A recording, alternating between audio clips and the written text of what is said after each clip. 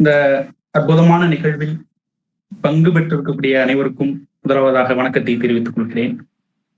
காந்தி கல்வி நிலையம் வாரந்தோறும் புதன்கிழமை நடத்துகிற இந்த வாசகர் நிகழ்ச்சியில், புத்தக அறிமுக நிகழ்ச்சியில் பேசுவதற்கான ஒரு வாய்ப்பை ஏற்படுத்தி கொடுத்த சரவணன் அவர்களுக்கு முதலாவதாக நன்றியை தெரிவித்துக் கொள்கிறேன். இந்த நிகழ்வில் கலந்து கொண்டதிலிருந்தே அதற்கு முன்னாடி ஒரு பதட்டம் இருந்துச்சு.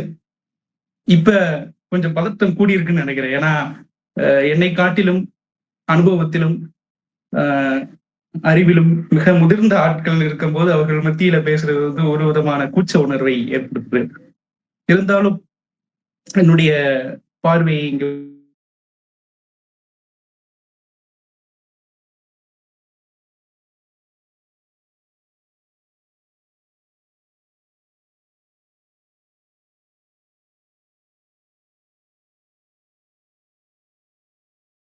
என்னாச்சு சரவணா? அவருக்கு நினைக்கிறேன்.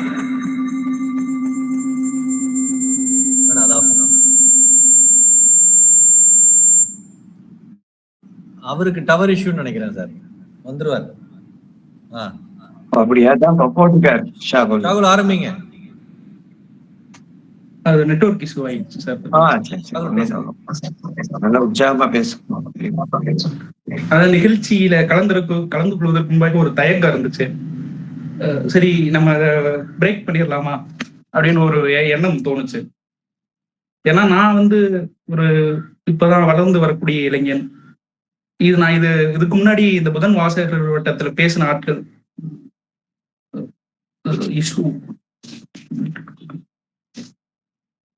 கேக்குதா சார்? சரியா இருக்குப்பா. ஜிமெயில் ஆட்டோமேட்டிக்கா க்ளோஸ் ஆகிக்கிறது என்னன்னு தெரியல. அந்த மாதிரி இதுக்கு முன்பாக புதன் வாசகர் வட்டத்துல பேசின எழுத்தாளர்கள், ஆளுமைகள் அப்படிங்கிற வரிசையில நான் ஒரு மாணவனாக பேசுறது ஒரு சிறிய கூச்ச உணர்வோடு இருந்தது. இருந்தாலும் இன்று காந்தியை இளைஞர்கள் பேச வேண்டும், மாணவர்கள் தான் காந்தியை முன்னிறுத்த வேண்டும் என்ற ஒரு கான்செப்டின் அடிப்படையில ஒரு இளைஞனாக என்னுடைய பார்வையை இங்கு பதிவு செய்ய வேண்டும் என்று விரும்புகிறேன். முதலாவது இன்று காலையில் சித்ரா பாலசுப்ரமணியம் மேடம் போன் போட்டிருந்தாங்க. போன் போட்டு அவங்க வர முடியாததுக்கான காரணத்தை சொல்லி வாழ்த்து தெரிவித்தாங்க. இந்த இடத்தில் அவருக்கு நன்றியை நான் தெரிவித்துக் கொள்ள விரும்புகிறேன். ஏன்னா இந்த நிகழ்ச்சிக்கு என்னை அறிமுகப்படுத்தி, சரவணன் சாருக்கு அறிமுகப்படுத்தி இந்த பேசுவதற்கான ஒரு வாய்ப்பையும், அதோடு முதல்ல நான் கல்லூரி படிக்கும் போது காந்தியை பற்றிய ஒரு கதை எழுதினேன், காந்தி புன்னைக்கிறார் என்று. அந்த கதைக்கு முதல் வரவேற்பும் வாழ்த்தும் அவர்களிடமிருந்து வந்தது. அவர்களுக்கும் நன்றியை கூறிக்கொண்டு என்னுடைய உரையை துவங்கலாம் என்று நினைக்கிறேன். சென்ற வாரத்துக்கு முந்தைய வாரம் புதன் வாசகர் வட்டத்தில் என்னுடைய மரியாதைக்குரிய ஆசிரியர் மானசீகன் அவர்கள் லூயி பிஷருடைய புத்தகத்தை அறிமுகம் செய்து வைத்து பேசியிருந்தார். அவர் பேசிய அந்த நிகழ்வில் அதற்கடுத்த மறாவாரம் நான் பேசுவது மிகவும் மகிழ்வுடைய ஒரு பெருமைப்படக்கூடிய ஒரு வாய்ப்பாக இது அமைகிறது என்று நினைக்கிறேன். முதலாவதாக பிரகாஷ் மக்தூமுடைய மகாத்மா ஆன் செல்லுலாய்டு என்ற அந்த புத்தகத்தை எங்கிருந்து அறிமுகம் செய்யலாம் என்பது முன்பாக காந்தி எனக்கு எப்படி அறிமுகமானார் என்ற ஒரு சிறிய ஒரு நிகழ்வை இங்கே பதிவு செய்யலாம் என்று விரும்புகிறேன். அது இந்த தலைப்புக்கு மிகவும் நெருக்கமானதும் கூட. என்னுடைய சிறிய வயதில் நான் காந்தியை அறிமுகப்படுத்திக் கொள்வதற்கு முன்பாக என்னுடைய வீட்டின் சூழலால் பல தீவிரம் தன்மை கொண்ட தலைவர்களைத்தான் நான் அறிமுகப்படுத்திக் கொண்டேன். ஏன்னா ஒரு இஸ்லாமிய வீடு என்பதால் என்னுடைய சிறிய வயதிலேயே என்னுடைய அப்பா ஒரு மிகப்பெரிய ஒசாமா பின் லாடனுடைய ரசிகராக இருந்தார். நான் சிறு வயதில் ஒசாமா எனக்கு கிட்டத்தட்ட பெயர் கூட ஒசாமா பின் லாடன் என்று வைக்கலாம் என்று முடிவெடுத்திருந்தார்கள். ஆனால் அந்த பயங்கரமான முடிவு தவிர்க்கப்பட்டது. அதனால் சிறிய வயதிலேயே மிக தீவிரமான தலைவர்களை அர்த்தமே புரியாமல், அந்த ஒரு 3வது 4வது படிக்கும் போதெல்லாம் என்னன்னே தெரியாது. ஆனா அந்த சமயத்தில் அப்படியான தீவிரமான பெயர்களை சொல்லிக் கொண்டாலே இந்த காலம். அதே போல 4வது படிக்கும்போது ஒரு கட்டுரை புத்தகத்தை ஒன்றை படித்தேன். அது அமெரிக்க அரசியலுக்கு எதிராக எழுதப்பட்ட புத்தகம். அந்த புத்தகத்தில் பிடல் காஸ்ட்ரோவை பத்தி ஒரு கட்டுரை இருக்கும். அமெரிக்கா பிடல் காஸ்ட்ரோவை பத்தி, பிடல் காஸ்ட்ரோ மேல் எத்தனை கொலை முயற்சிகளை செய்ய முயர்ந்தது, அதை எப்படி பிடல் காஸ்ட்ரோ முடிவெடுத்தார் என்று ஒரு பிடல் காஸ்ட்ரோவை நாயகனாக வைத்த ஒரு கட்டுரை இருக்கும். அதை படித்ததிலிருந்து எனக்கு பிடல் காஸ்ட்ரோ ஒரு மிகப்பெரிய நாயகனாக என் மனதில் அந்த பிடல் காஸ்ட்ரோ குறித்தான பிம்பம் உருவாகி இருந்தது. ஆனால் நான் பள்ளியிலிருந்து ஒரு முறை மதுரை காந்தி மியூசியத்துக்கு அழைத்து செல்லப்பட்டேன். அங்கு காந்தியுடைய அவர் இறுதி நாட்களில் அணிந்திருந்த அந்த உதிரக்கடை படிந்த கீழாடை வைக்கப்பட்டிருந்த இடம், அந்த இடத்தில் சென்று நின்றவுடன் என்னையும் அறியாமல் அங்கு போட்டிருந்த கம்பிகளை தாண்டி அந்த கண்ணாடியின் மீது முகத்தை வைத்து 2 கண்களாலும் ஒத்தி கொண்டேன். அப்போது நான் பள்ளியில் படித்துக் கொண்டிருந்த பருவம். அதற்கு முன்பாக நான் காந்தியை பற்றி மேலோட்டமான விஷயங்களை தவிர நுட்பமான விஷயங்கள் எதையும் வாசித்திருக்கவில்லை. காந்தியை பற்றிய மேலோட்டமான விஷயங்களை தவிர எனக்கு வேற எதுவும் தெரியாத ஒரு சமயத்தில் எனக்கு அந்த இடத்தில் காந்தியின் மீது ஒரு ஆன்மீகமான ஒரு ஸ்பிரிச்சுவல் தாக்கம் ஏற்பட்டது என்று சொல்லலாம். அந்த இடத்திலிருந்துதான் நான் காந்தியத்தை நேசிக்கக்கூடிய ஒருவனாக மாறினேன். அருகில் இருந்த பல மாணவர்கள் கேலி செய்தார்கள். ஏன்னா நான் படித்தது ஒரு இஸ்லாமிய பள்ளி என்பதால் அல்லாஹுவை, இறைவனை தவிர பிற எந்த மனிதனையும் வணங்குவது மிகப்பெரிய பாவம். ஆனால் அந்த அப்போதும் நான் மத பிடிப்புள்ள ஆளாக இருந்தேன். ஆனால் என்னுடைய மத பிடிப்பு, என்னுடைய தனிப்பட்ட அந்த தீவிரத்தனம், என் குடும்பம் அறிமுகம் செய்து வைத்த ஒரு சிந்தனை, எல்லாவற்றையும் கடந்து காந்தி ஏதோ ஒரு வகையில் எனக்குள் புகுந்தார். அப்படி காந்தி எனக்குள் புகுந்ததற்கான மிக முக்கியமான காரணம் அட்டன்பரோவனுடைய காந்தி திரைப்படம் தான். நான் சிறு வயதில் தொலைக்காட்சியில் பல முறை பார்த்த காந்தி திரைப்படம். காந்தி ஒரு தலைவராக அறிமுகமாவதற்கு முன்பாக காட்சியாக எனக்குள் ஒரு மிகப்பெரிய ஒரு ஆன்மீக தலைவராக, ஒரு வாழ்வியலை தத்துவத்தை பேசக்கூடிய ஒரு தலைவராக எனக்கு அறிமுகமான அந்த காந்தி தான் எனக்குள் பல தாக்கங்களை உருவாக்கியது. பின்னாளில் நான் படித்து காந்தியை வாசித்து தெரிந்து கொண்ட விஷயங்கள் பல உண்டு. ஆனால் என்னுடைய ஆரம்ப காலத்தில் நான் காந்தியை எப்படி உருவகித்துக் கொண்டேனோ, காந்தியை குறித்தான எண்ணங்களை எப்படி பெற்றுக்கொண்டேனோ, அந்த எண்ணங்களை ரெப்ரசன்டேட் பண்ண முன்னிறுத்தக்கூடிய கருத்துக்களாகத்தான் நான் இருந்தது. கிட்டத்தட்ட நான் ஆரம்ப காலத்துல காந்தியை எனக்குள் உருவாக்கிய கொண்ட சிந்தனையை மீறி நான் படித்த எந்த விஷயங்களும் என்னை தாக்கத்தை ஏற்படுத்தவில்லை. ஏனென்றால் நான் உருவாக்கி கொண்டது காந்தி புறவயமாக அல்ல, புறவயமான விஷயங்களை கொண்டு, காந்தியுடைய செயல்பாடுகளை கொண்டு நான் ஆரம்பத்தில் காந்தியை உருவாக்கவில்லை. நான் உருவாக்கி கொண்டது என்னுடைய மனதில், என்னுடைய சிந்தனையில் இருந்த காந்தி. பலரும் காந்தியை புரிந்து கொள்வதில் செய்கிற தவறு அது என்று நினைக்கிறேன். ஏனென்றால் ஒன்று, காந்தியை அவருடைய செயல்பாடு வழியாக புரிந்து கொள்ள நாம் முயல்கிறோம். இன்னொன்று, காந்தியை நம்முடைய புனைவுகளின் வழியாக புரிந்து கொள்ள முனைகிறோம். அது இந்தியாவுடைய மிகப்பெரிய இதாக இருந்தது. நேரு கூட அட்டன்பரோவை காந்தி திரைப்படம் எடுப்பதற்கு முன்பாக கூறிய ஒரு கருத்துமே அதாகத்தான் இருந்தது. இந்தியர்கள் பெரும்பாலும் காந்தியை தெய்வமாக மாற்றி விட்டார்கள். ஆனால் காந்தி தெய்வத்திற்கு மேலாக வைத்து போற்றப்பட வேண்டியவர்தான். ஆனால் நீங்கள் எடுக்கும்போது காந்தியை தரையில் கால் பதிக்கும் மனிதராக புனைந்து எடுங்கள் என்று அட்டன்பரோவிடம் நேரு கூறினார். அந்த வகையில் காந்தி நாம் ஒன்று அவருடைய செயல்பாடுகளை மட்டும் வைத்து புரிந்து கொள்கிற நபர்களாக இருக்கிறோம், அல்லது காந்தியை ஒரு மிகைப்புனைவான எண்ணங்களால் புரிந்து கொள்கிற நபர்களாக இருக்கும். ஆனால் உண்மையில் காந்தியை புரிந்து கொள்வது என்னளவில், இது எல்லோருக்குமானது என்று சொல்ல மாட்டேன், சரியா தவறா என்ற இடத்திற்கும் நான் செல்லவில்லை. காந்தியை புரிந்து கொள்வதில் ஒரு உண்மையான விஷயம் எதுவென்றால் நம்மை புரிந்து கொள்வதாக இருக்கும் என்றுதான் நினைக்கிறேன். ஏனென்றால் காந்தி தன்னுடைய வாழ்நாள் முழுவதும் செய்த விஷயம் அதுதான். அவர் புதிதாக ஒரு சிந்தனையை, புதிதாக ஒரு கருத்தை உருவாக்கி மனிதர்களிடம் புகுத்தவில்லை.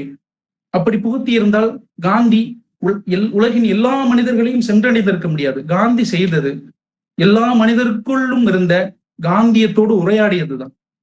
தன் வாழ்நாள் முழுவதும் காந்தி ஒரு நீண்ட உரையாடலை மேற்கொண்டார். அந்த உரையாடல் காந்தி யாரு, அந்த உரையாடல் தான் காந்தி யார் என்றே தெரியாத, காந்தியை பற்றி எந்த ஒரு செய்தியையும் கேள்விப்பற்றாத மக்களை கூட காந்தியின் பக்கம் ஈர்த்தது என்று சொல்லுவேன். ஆக என்னுடைய வாழ்வில் நான் காந்தியை புரிந்து கொண்டது, நான் காந்தியை அறிமுகம் செய்தது அட்டன்பரோவனுடைய காந்தி வழியில் என்பதால் அந்த திரைப்படத்தை அந்த திரைப்படத்தின் வெளி என்பதால் நான் அட்டன்புரோவுக்கு பல சமயங்களில் நன்றி கூறியிருக்கிறேன். ஏனென்றால் தனிப்பட்ட முறையில் இந்த உலகில் எனக்கு மிக நெருக்கமான ஒரு மனிதர் என்று நான் காந்தியை தயக்கமின்றி என்னால் சொல்ல முடியும். ஏனென்றால் பல நேரங்களில் நான் காந்திய சிந்தனைகளை என்னுடைய வாழ்க்கையில் பல இடங்களில் உபயோகித்திருக்கிறேன். அது பயன்படவும் செய்திருக்கிறது. என்னுடைய மத கருத்துக்களாக இருக்கட்டும், சக மனிதர்களோடு அணுகுகிற விஷயமாக இருக்கட்டும், எல்லா விஷயங்களும் காந்தியம் ஒரு பெரிய இதாக இருந்திருக்கிறது. அதற்கு நான் என்னுடைய ஆரம்ப காலத்தில் அறிமுகப்படுத்திக் கொண்ட திரைப்படம் ஒரு காரணம் என்பதால் இந்த புத்தகத்தை பேசுவது எனக்கு மிகவும் மகிழ்வளிக்கக்கூடிய ஒரு விஷயம் என்று தெரிவித்துக் கொள்கிறேன். முதலாவதாக காந்தியும் திரைப்படமும் என்கிற ஒரு கருத்து மிக முக்கியமானது. ஏனென்றால் காந்தி தன்னுடைய வாழ்நாள் முழுவதும் கருவிகளுக்கு எதிரான, தொழில்நுட்பங்களுக்கு எதிரான ஒரு ஆளாக இருந்தார் என்கிற ஒரு பிம்பம் இருக்கிறது. உண்மையில் காந்தி கடைசி வரையில் தொழில்நுட்பத்தை ஆதரிக்கவில்லை, அது உண்மை. எந்த கருவிகளையும் அவர் ஆதரிக்கவில்லை. ஆனால் அதற்கான காரணம் என்பது வேறு. அப்படி ஒரு நபராக தன் வாழ்நாள் முழுவதும் கருவிகளை ஆதரிக்காத, கேமராக்களை விரும்பாத ஒரு ஆளாக இருந்த காந்திதான் உலகிலேயே மிக அதிகமாக புகைப்படம் எடுக்கப்பட்ட ஒரு நபராகவும், தொலைக்காட்சிகளிலும் திரைப்பட தொடர்களிலும் இடம்பெற்ற ஒரு நபராகவும் இருக்கிறார். இது ஒரு நகைமுரணாக எனக்கு ஆரம்ப காலத்திலிருந்தே இருந்தது. ஆனால் பிரகாஷ் மக்தும் தன்னுடைய புத்தகத்தில் மிக அழகாக இந்த முரணை நுட்பமாக விவரிக்கிறார். இந்த புத்தகம் நான் படிக்கும் போது மிகவும் சுவாரஸ்யமாக இருந்த ஒரு புத்தகம். ஏனென்றால் முழுக்க முழுக்க இந்த புத்தகம் தியரியாக இருந்தாலும் காந்தியை குறித்தான மிக நுட்பமான செய்திகளை, அதிகம் பகிரப்படாத செய்திகளை அழகிய முறையில் இந்த புத்தகம் கூறுகிறது. அதாவது காந்தி ஏன் சினிமா கருவிகளை, கேமராவை எதிர்த்தார் என்று இப்போது ஒரு கேள்வி எழுகிறது எனக்கு. ஏனென்றால் காந்தி மக்களோடு தொடர்பு கொள்கிற தொடர்பு சாதனங்களை மிக அதிகமாக முறையில் தன்னுடைய வாழ்நாளில் பயன்படுத்தியவர். அவரை போல அச்சு ஊடகத்திலோ, மக்களோடு பேசுகிற உரையாடலிலோ அல்லது தனிப்பட்ட கடிதங்களிலோ ஈடுபட்ட ஒரு நபரை வரலாறு இதுவரை பார்த்ததில்லை. கிட்டத்தட்ட 100 தொகுதிகளுக்கு மேலாக 100 தொகுதிகளில் காந்தியுடைய எழுத்து சேர்க்கப்பட்டிருக்கிறது. இன்னும் கண்டுபிடிக்கப்படாத கடிதங்கள், இப்படி நீண்ட கிட்டத்தட்ட 1 லட்சத்துக்கு மேற்பட்ட பக்கங்களில் தன்னுடைய வாழ்நாளில் எழுதிய ஒரு நபர், அச்சு ஊடகத்தை தன்னுடைய மிகப்பெரிய பலமாக பயன்படுத்தி கொண்ட ஒரு நபர் ஏன் காட்சி ஊடகத்தை பயன்படுத்த முனையவே இல்லை? இன்னும் சொல்லப்போனால் அச்சு ஊடகத்தை காட்டிலும் அதிகப்படியான மக்களை சென்றடைவது காட்சி ஊடகம்தான். என்றால் படிக்க தெரிந்த ஒரு மனிதரால் மட்டும்தான் அச்சு ஊடகத்தினுடைய கருத்துக்களையும் அது சொல்கிற விஷயங்களையும் புரிந்து கொள்ள முடியும். ஆனால் அன்று காந்தியின் பின் நின்றது பாமரத்தனமான, படிப்பின் வாசனையே அறியாத பல மக்கள் தான். என்றால் கல்வியே அன்று பெரும்பாலும் வளர்ந்திருக்காத ஒரு சூழ்நிலை. கல்வி என்கிற பெயர் கூட அறிமுகப்படுத்தப்படாத பல சமூகங்கள், பழங்குடிகள், இவர்கள்தான் காந்தியின் பின்னால் நின்றது. ஆனால் காந்தி தன்னுடைய பிரக்ஞையின்படி காட்சி ஊடகத்தை முற்றிலும் தவிர்த்தார். ஆனால் அச்சு ஊடகமே காந்திக்கு ஒரு மிகப்பெரிய பலமாக இருந்தது வேறு விஷயம். வெறும் அச்சு ஊடகத்தை மட்டுமே பயன்படுத்தி ஒட்டுமொத்த உலகத்தோடும் உரையாடிய ஒரு மனிதர் காந்தி. நான் இதை எப்படி புரிந்து கொள்கிறேன் என்றால், என்னுடைய நண்பர்கள் பலரிடமும் பேசியிருக்கிறேன். அதாவது ஒரு டெக்ஸ்டுக்கும் ஒரு விஷுவல் மீடியாவுக்கும் இடையிலான வேறுபாடு என்ன அப்படின்ட்டு. எனக்கு தெரிந்து காந்தி தன்னுடைய வாழ்நாள் முழுவதும் மனித உழைப்பை நம்பியவர். மனித கைகளில் செய்யப்படாத எதை ஒன்றுக்கும் எதிரானவர். நீங்கள் டெக்ஸ்ட் எடுத்துக்கிட்டீங்கன்னா டெக்ஸ்ட் என்பது மனித உழைப்போடு கூடிய ஒரு ஊடகம் என்றுதான் நான் சொல்வேன். ஏன்னா டெக்ஸ்ட் என்பது நாம் படித்து அதன் மூலியமாக ஒரு கதையையோ அல்லது ஒரு கவிதையோ அது நாம் புரிந்து கொண்டு நாம காட்சிப்படுத்தக்கூடிய ஒன்று. ஆனால் விஷுவல் மீடியான்றது அப்படி இல்லை. அது ஏற்கனவே காட்சிப்படுத்தப்பட்ட ஒன்று. யாரோ ஒரு நபரால் அது முழுக்க முழுக்க காட்சிப்படுத்தப்பட்டது. அந்த காட்சியை தான் நாம பார்க்கிறோம் வெளியே. அதை நம்முடைய இமேஜினேஷனுக்கும் நம்முடைய கற்பனைக்கும் அங்க எந்த இடமும் கிடையாது. ஆனால் டெக்ஸ்ட் என்பது நம்முடைய முழு கற்பனையோடு நிகழ்வது.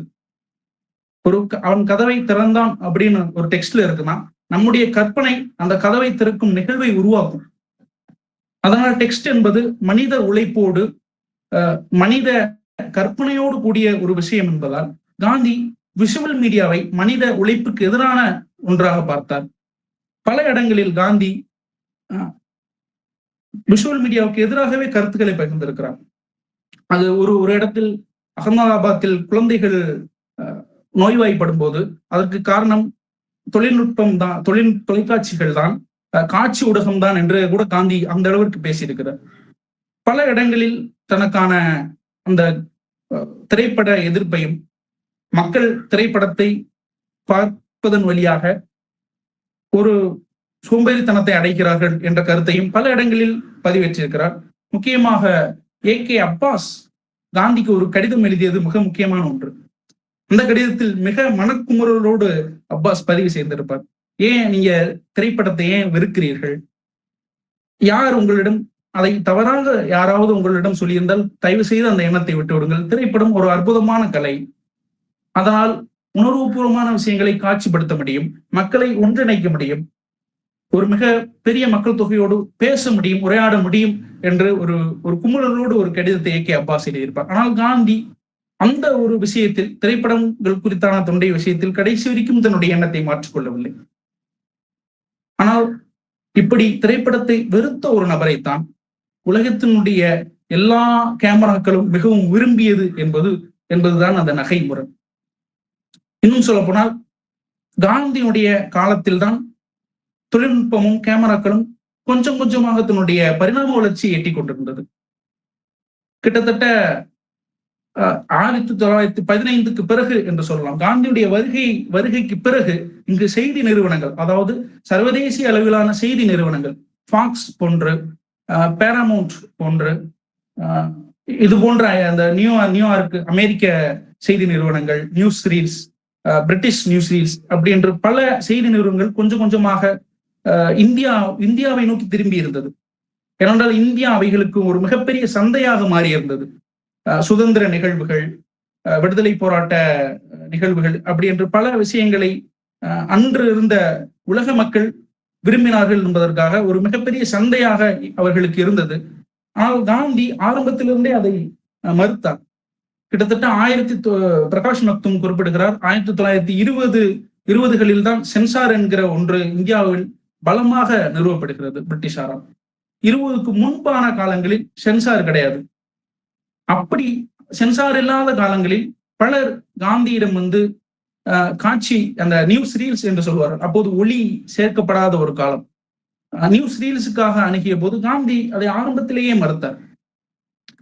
இன்னும் சொல்ல போனால் காந்தி தென்னாப்பிரிக்காவில் இருக்கும் போதே அவர் புகைப்பட அந்த நியூஸ் ரீல்ஸுக்கு ஒரு நியூஸ் ரீல்ஸுக்காக கேட்கப்பட்ட போது அந்த வாய்ப்பை மறுத்தார்.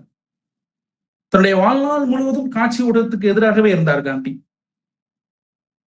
அதே போல 22ல் பக்த விதுர் என்ற ஒரு படத்தை எடுத்தார்கள். அது ஒரு நகைச்சுவையான ஒரு விஷயம். ஏனென்றால் அந்த பக்த விதுர் படம் மகாபாரதத்தில் இருக்கிற விதுர கதாபாத்திரத்தை மையப்படுத்தியது. அந்த படத்தில் விதுரனை தவிர மற்ற எல்லா கதாபாத்திரங்களும் மகாபாரத காலத்தில் இருந்த அசலான உடையை பிரதிபலிக்கக்கூடிய ஒரு பாத்திரங்களாகத்தான் இருக்கும். ஆனால் விதுரர் மட்டும் காந்தி குல்லாயை அணிந்து, கதர் சட்டை அணிந்து, கிட்டத்தட்ட காந்தியை பிரதிபலிக்கக்கூடிய ஒரு கதாபாத்திரமாக இருக்கும். ஆனால் அந்த படத்தை தடை செய்து விட்டார்கள். அது இந்தியாவில் தடை செய்யப்பட்ட முதல் திரைப்படம் என்று நினைக்கிறேன். பிரகாஷ் மக்தும் அப்படித்தான் குறிப்பிடுகிறார்.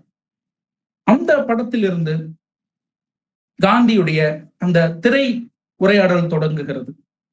காந்தி அதை கடைசி வரை விரும்பவில்லை. குறிப்பாக சொல்ல போனால் உப்பு சத்தியாகிரகத்துக்கு பிறகு அவர் தந்த நேர்காணல் ஒரு முக்கியமான ஒன்று. ஜேம்ஸுக்கு அவர் தருவார். முழு பெயர் சரியாக தெரியவில்லை. அந்த மிகவும் பிரபலமான ஒரு நேர்காணல் அது. காந்தி தன்னுடைய குஜராத் கிராமத்தில் அமர்ந்திருப்பார். ஒரு இருண்ட அறை, அந்த இருண்ட அறைக்குள் அவரும் நேர்காணல் எடுக்கக்கூடிய ஜேம்ஸும் இருவரும் இணைந்து ஒரு நேர்காணல், கிட்டத்தட்ட உலகம் முழுவதும் அந்த நேர்காணலை பேசினார்கள். இப்போதும் கூட இணையத்தில் அந்த நேர்காணல் கிடைக்கிறது. மிக குறுகிய காலம் கொண்ட நேர்காணல். காந்தியும் ஜேம்ஸும் உரையாடுகிற ஒரு விஷயம். காந்தியுடைய உடை அரசியல், மேலும் அவர் லண்டனுக்கு செல்ல போகிற தருணம், என்னோட தொடர்ந்து 2ஆம் வட்டமேசை மாநாட்டில் அவர் கலந்து கொள்ள வேண்டிய சமயம், அந்த மாதிரியான அடிப்படையான கேள்விகளை கொண்ட ஒரு ஆனால் அதுவே கிட்டத்தட்ட ஒரு அந்த அந்த நேர்காணல் முழுமையாக இன்று இணையத்தில் கிடைக்கவில்லை. இருந்தாலும் ஒரு குறுகிய தருணத்தில் தான் அந்த நேர்காணல் அமைக்கப்பட்டது. ஆனால் உலகத்தினுடைய மிக பல செய்தி நிறுவனங்கள் அதை பேசுபொருளாக உள்ளாக்கியது. பல இடங்களில் அந்த நேர்காணல் திரையிடப்பட்டது. ஒரு மிகப்பெரிய வணிகமாக அது பார்க்கப்பட்டது. ஆனால் வணிகமாக பார்க்கப்பட்ட அதே சமயத்தில் பலரையும் அது சென்றடைந்தது. ஆனால் காந்தி அந்த நேர்காணலை சாதாரண முறையில் ஒற்றுக்கொள்ளவில்லை. ஒரு ஒரு விஷயத்தை மட்டும் இங்கே சொல்லிக் கொள்கிறேன். நான் ஒரு தொகுப்பாக ஒரு புத்தகத்தை பற்றி பேசி பழக்கம் இல்லாத காரணத்தால் என்னுடைய சிந்தனையை மட்டும் எனக்கு தோன்றுகிற விஷயங்களை மட்டும் பதிவு செய்ய விரும்புகிறேன். அதில் பிழை இருந்தால் மன்னிக்கவும்.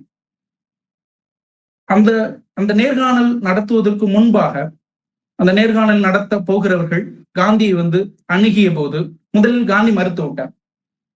ஏன்னா அப்பதான் அந்த 31 பீரியட்ல தான் ஒளியும் காட்சியும் இணைக்கலாம். அதாவது காட்சி எடுத்து கொண்டிருக்கும் போதே ஒளியையும் கேப்சர் பண்ணலாம்ன்ற ஒரு டெக்னாலஜி வந்த சமயம் அது. கிட்டத்தட்ட உலகத்தினுடைய பல முக்கியமான தலைவர்கள் அந்த ஒளிக்காட்சி பெட்டியில் தன்னுடைய நேர்காணல்களை கொடுத்து கொண்டிருந்த சமயம். முசோலினியிலிருந்து சர்ச்சிலிருந்து எல்லாருமே காட்சி ஊடகத்தில் ஒளியாக அவர்களுடைய நேர்காணல் எடுக்கப்பட்டது. ஆனால் காந்தியை முன்பாகவே அணுகிவிட்டார்கள். கிட்டத்தட்ட சர்ச்சிற்கு முன்பாக நேர்காணல் செய்யப்பட வேண்டியவர் காந்தி தான் அன்று. ஆனால் காந்தி தன்னுடைய அனுமதியை தராமல் மறுத்து வைத்திருந்தார். கடைசியில் அவர் ஒப்புக்கொண்டார் நேர்காணல் எடுத்து. ஆனால் என்னன்னா, நேர்காணலை ஒரு வெட்ட வெளியில் வெளிச்சம் படுகிறபடியான ஒரு இடத்தில் வைக்கலாம் என்று அவர் சொல்லிய போது காந்தி முதலில் ஒப்புக்கொண்டார், பிறகு மறுத்து தன்னுடைய அறைக்குள்ளேயே நேர்காணலை வைக்க முடிந்தால் வையுங்கள் என்றார். அதிலும் சரி ஜன்னலுக்கு பக்கத்திலாவது உட்காருங்கள் என்றால் காந்தி அதையும் மறுத்தார். எந்த ஒத்துழைப்பும் தராமல் அந்த நீங்கள் பார்த்தால் தெரியும், அந்த நேர்காணலில் காந்தி கேமராவை பார்த்திருக்க மாட்டார். பக்கத்தில் நேர்காணல் செய்து கொண்டிருக்கக்கூடிய ஜேம்ஸை கூட பார்க்கவே மாட்டார். ஏதோ கிட்டத்தட்ட அதை பார்க்கும்போது புன்னகைக்காமல் நம்மால் பார்க்க முடியாது. ஒரு வெட்கத்தோடு கூடிய தன்னுடைய கால்களை காந்தியுடைய எந்த வீடியோவிலும் அந்த மாதிரி இருக்க மாட்டார். காந்தி தன்னுடைய கால்களை பார்த்து கொண்டு அமர்ந்து கேள்விகளுக்கு மெல்லிய குரலில் பதில் சொல்லுவார். கிட்டத்தட்ட அந்த ஒரு நேர்காணலை அமெரிக்க ஊடகங்கள் பல செய்திகளில் தலைப்புச் செய்தியாக வெளியிட்டன. காந்தியை இந்த ஒளிக்காட்சி படம் தொந்தரவு செய்கிறது, சித்திரவதை செய்கிறது என்ற தலைப்பில் ஒரு செய்தி நிறுவனம் வெளியிட்டது. இன்னொரு செய்தி நிறுவனம் காந்தி தன்னுடைய 25 ஆண்டுகளாக மேற்கொண்டிருந்த சபதத்தை இன்று உடைத்தார் என்று ஒரு செய்தியோடு வெளியிட்டது. ஏன்னா காந்தி தன்னுடைய கொள்கைகள் உண்ணா வைத்திருந்தது ஒருபோதும் கேமராக்களுக்கு போஸ்ட் கொடுக்க மாட்டேன்ற ஒரு விஷயம். அதுபோல காந்தியை போட்டோகிராஃபர்கள் அணுகுவது மிக சிக்கலான ஒரு விஷயமாக இருந்தது. ஏன்னா அவருடைய கண்டிஷன் என்பது முதலில் பிளாஷ் பயன்படுத்தக்கூடாது, பிளாஷ் லைட் ஒத்துக்காது. எனக்கு பிளாஷ் லைட் இருக்கிற ஆட்களை காந்தி தன்னுடைய அருகில் வரவிட்டதில்லை. அதே போல தன்னுடைய வேலைகளுக்கு இடையூறு செய்கிற ஆட்களையும் போட்டோகிராஃபர்களையும் அவர் அனுமதித்ததில்லை. இந்த 2 விஷயங்களையும் அவர் தன்னுடைய இதாக வைத்து, அதே போல ஒருபோதும் புகைப்படத்திற்கு போஸ்ட் கொடுக்க கூடாது அப்படின்ற ஒரு கருத்தை வைத்திருந்தார். கிட்டத்தட்ட காந்தியுடைய முதலும் கடைசியுமான நேர்காணல் என்று நினைக்கிறேன் ஜேம்ஸோடு எடுத்தது. அதற்கு பிறகு காந்தி பேசியது காட்சிகளில் பதிவாகி இருக்கிறது. ஆனாலும் நேர்காணலாக எடுக்கப்பட்ட முதலும் கடைசியுமான ஒரு காந்தியுடைய நேர்காணல் அந்த குறுகிய நேர்காணல் அதுதான். இங்க என்னன்னா, அந்த நேர்காணல் பரவலாக மக்களால் அறியப்பட்டது, பரவலான ஒரு இடத்தை சென்றது. கிட்டத்தட்ட வெகு மக்களை அது சென்றடைந்தது என்று சொல்றோம், ஐரோப்பா முழுவதும், அமெரிக்கா முழுவதும். ஆனா அந்த வெளிச்சத்தை காந்தி ஒருபோதும் பயன்படுத்தி கொள்ளவே இல்லை. அவர் அந்த நேர்காணல ஒரு சுவாரஸ்யமான ஒரு விஷயம் இருக்கும். ஜேம்ஸ் கேட்பாரு, இந்திய விடுதலைக்காக நீங்கள் சாக விரும்புகிறீர்களா அப்படின்னு கேட்டபோது காந்தி ஒரு சிறிய இடைவேளை விடுவார். விட்டுட்டு யோசிச்சு ஒரு புன்னகையோடு சொல்வார், இது இது இது தவறான கேள்வி என்று சொல்வார். கிட்டத்தட்ட அதை பார்க்கும்போது எனக்கு தோன்றது, ஏன்னா இந்த இடத்துல வேற ஒரு ஆளாக இருந்தால் இந்நேரம் ஒரு வீரவசனத்தை பேசியிருப்பார். தான் குறித்தான ஒரு வீர பிம்பத்தை பார்வையாளர்களுக்கு பதிவு செய்ய வேண்டும் என்ற ஒரு எண்ணத்தில் பல வீரவசனையை அள்ளி இருந்திருப்பார். ஆனால் காந்தி அந்த எந்த ஒரு விஷயத்தையும் கவலைப்படாமல் தன்னுடைய பிம்பம் ஒரு மிகைப்படுத்தப்பட்ட பலூனாக பிறர் மனதில் பதிய செய்யப்படக்கூடாது என்கிற அந்த பிரக்ஞையோடு அவர் கடைசி வரையில் இருந்தார். அவர் நினைத்திருந்தால் காட்சி ஊடகத்தை தனக்கான பிரபலமான ஒரு விஷயமாக, தன்னை முன்னிறுத்தக்கூடிய ஒரு விஷயமாக பயன்படுத்தியிருக்கலாம். இந்த காந்தி பற்றிய விமர்சனங்களில் அதுவும் ஒன்று. காந்தி ஒரு விளம்பர பிரியர். தான் விளம்பரத்துக்காகத்தான் எல்லாம் செய்தார். அவர் உண்ணாவிரதம் இருந்ததும் கூட என்று பல ஒரு மேம்போக்குத்தனமான கருத்துக்கள் உண்டு. ஆனால் காந்தி தான் பிரபலமடைய வேண்டும் என்று நினைத்திருந்தால் அவர் தேர்ந்தெடுத்திருப்பது காட்சி ஊடகங்களைத்தான். ஆனால் காட்சி ஊடகத்தை அவர் காந்தி மறுத்தார். ஆனால் காட்சி ஊடகம் காந்தியை மறுக்கவில்லை என்பதுதான் உண்மை. காந்தியை பற்றிய திரைப்படங்கள் காந்தி இறப்பதற்கு முன்பாகவே எடுக்கப்பட்டிருக்கிறது. ஆனால் காந்தி இறந்த பிறகு எடுத்த அட்டன்பரோவுடைய திரைப்படம் தான் இன்றளவும் பேசப்படும் பொருளாக இருக்கிறது. ஆனா அட்டன்பரோவுக்கு முன்பாகவே டேவிட் லீன் அந்த முயற்சி எடுத்தார். லாரன்ஸ் ஆஃப் தி அரேபியா படங்களை எடுத்த டேவிட் லீன் அந்த முயற்சி எடுத்தார். இந்த பிரகாஷ் மக்தும் ஒரு முக்கியமான ஒரு கருதுகோளை இந்த புத்தகத்தில் முன்வைக்கிறார். அது என்னன்னா, டேவிட் லீனுடைய காந்தி படமாக்கப்பட்டிருந்தால் அது அட்டன்பரோவுடைய காந்தியை முறியடித்திருக்கும் என்ற ஒரு கருத்தை முன்வைக்கிறார். ஏன்னா நமக்கு தெரியும், அட்டன்பரோ உடைய காந்தி திரைப்படம் ஒரு மேலோட்டமான திரைப்படம் என்றுதான் சொல்ல வேண்டும். லூயி பிஷருடைய புத்தகத்தின் அடிப்படையில் எழுதப்பட்டது. அது காந்தியினுடைய மிக தீவிரமான மிக காத்திரமான பகுதிகளை முற்றிலும் தவிர்த்து ஆனால் முழுமையான சித்திரம் அது எந்த பின்னடைவும் அதில் இல்லை. அதாவது காந்தி ஒரு மகாத்மாவாக சித்தரிப்பதில், இந்தியாவினுடைய ஆன்மாக சித்தரிப்பதில் அந்த அளவில் அட்டன்பரோவுடைய காந்தி வெற்றி பெற்றிருக்கிறது என்றாலும் அது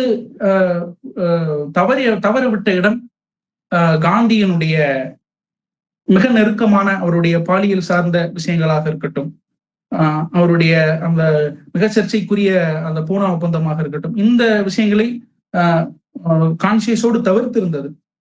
அந்த வகையில் டேவிட் லீன் ஒரு மிக நீண்ட இந்திய பயணத்தை செய்தார் என்று பிரகாஷ் மக்தும் குறிப்பிடுகிறார்.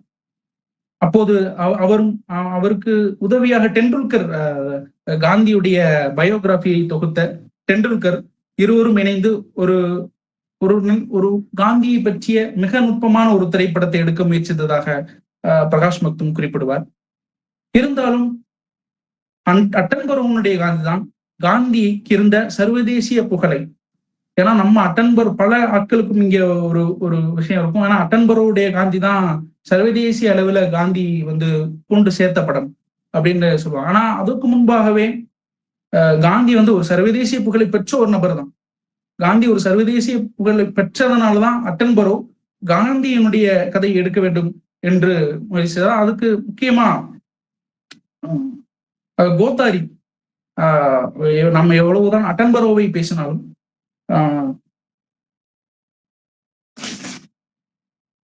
அட்டன்பரோவை நாம் எந்த அளவிற்கு காந்தியுடைய திரைப்படத்திற்காக கொண்டாடினாலும் மோதிலால் கோத்தாரி கிட்டத்தட்ட அட்டன்பரோவுக்கு காந்தியுடைய கதையை பரிந்துரை செய்து காந்தியுடைய படத்தை நீங்கள் எடுக்க வேண்டும் என்று சொன்னவர் மோதிலால் கோத்தாரி. இந்த புத்தகத்தில் பிரகாஷ் மக்தும் மோதிலால் கோத்தாரிக்கான ஒரு மிக நியாயம் சேர்க்கும் விதத்தில் ஒரு கட்டுரை எழுதியிருக்கிறார். அட்டன்பரோ காந்தியில் அட்டன்பரோவுக்கு எவ்வளவு முக்கியத்துவம் உள்ளதோ அதே அளவுக்கு மோதிலால் கோத்தாரிக்கும் உண்டு. ஏனென்றால் அட்டன்பரோ காந்தி படத்தை எடுப்பதற்கு முன்பாக வேறு எந்த படத்தையும் இயக்காத ஒரு நபர். கிட்டத்தட்ட திரைப்படத்துறைக்கு அவர் அப்போதுதான் அறிமுகமாகவே ஆகிறார். அவர் இந்திய 2ஆம் உலகப் போரில் விமானப்படையில் பணிபுரிந்த ஒரு நபர். அதை பணிபுரிந்து முடித்த பிறகு திரைத்துறையில் அறிமுகமாகிறார். சிறிய படங்களில் நடிக்கிறார். அப்படிப்பட்ட ஒரு நபரைத்தான் மோதிலால் கோத்தாரி போய் அணுகுகிறார். மோதிலால் கோத்தாரி தனிப்பட்ட முறையில் திரைப்பட துறையில் ஈடுபாடு இல்லாத ஒரு நபராக இருந்தாலும் காந்தியை தன்னுடைய வாழ்நாளில் 3 முறை சந்தித்த ஒரு நபர். கிட்டத்தட்ட காந்தியுடைய இறப்புக்கு பிறகு டெல்லியிலிருந்து விமானம் ஏறி இங்கிலாந்து வந்தார். இங்கிலாந்தில் இந்தியன் எம்பசியில் பணிபுரிந்தார்.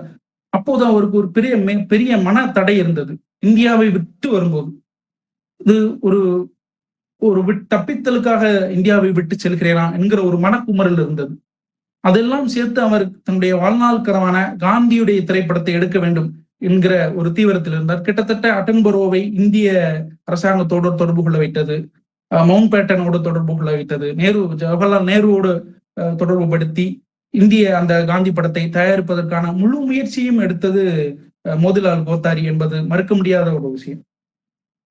ஆனால் இதில் துயரமான விஷயம் என்னவென்றால், மோதிலால் கோத்தாரி காந்தியுடைய படம் வெளியாவதற்கு முன்பாகவே மோதிலால் கோத்தாரி மரணமடைந்து விட்டார். அவர் மரணமடைந்த பிறகுதான் காந்தி திரைப்படம் வெளியானது. காந்தி திரைப்படம் எந்த வகையில் முக்கியமானது என்றால், அட்டன்பரோடைய காந்தி படம் பென் கிங்ஸ்லியுடைய நடிப்பு என்றுதான் சொல்ல வேண்டும். ஏன்னா பென் கிங்ஸ்லி காந்தியுடைய சாயலில் பொருத்தமில்லாத ஒரு நபர், என்னுடைய தனிப்பட்ட கருத்து. ஏன்னா காந்தியுடைய சாயல் என்பது வேறு, பென் கிங்ஸ்லியுடைய சாயல் வேறு.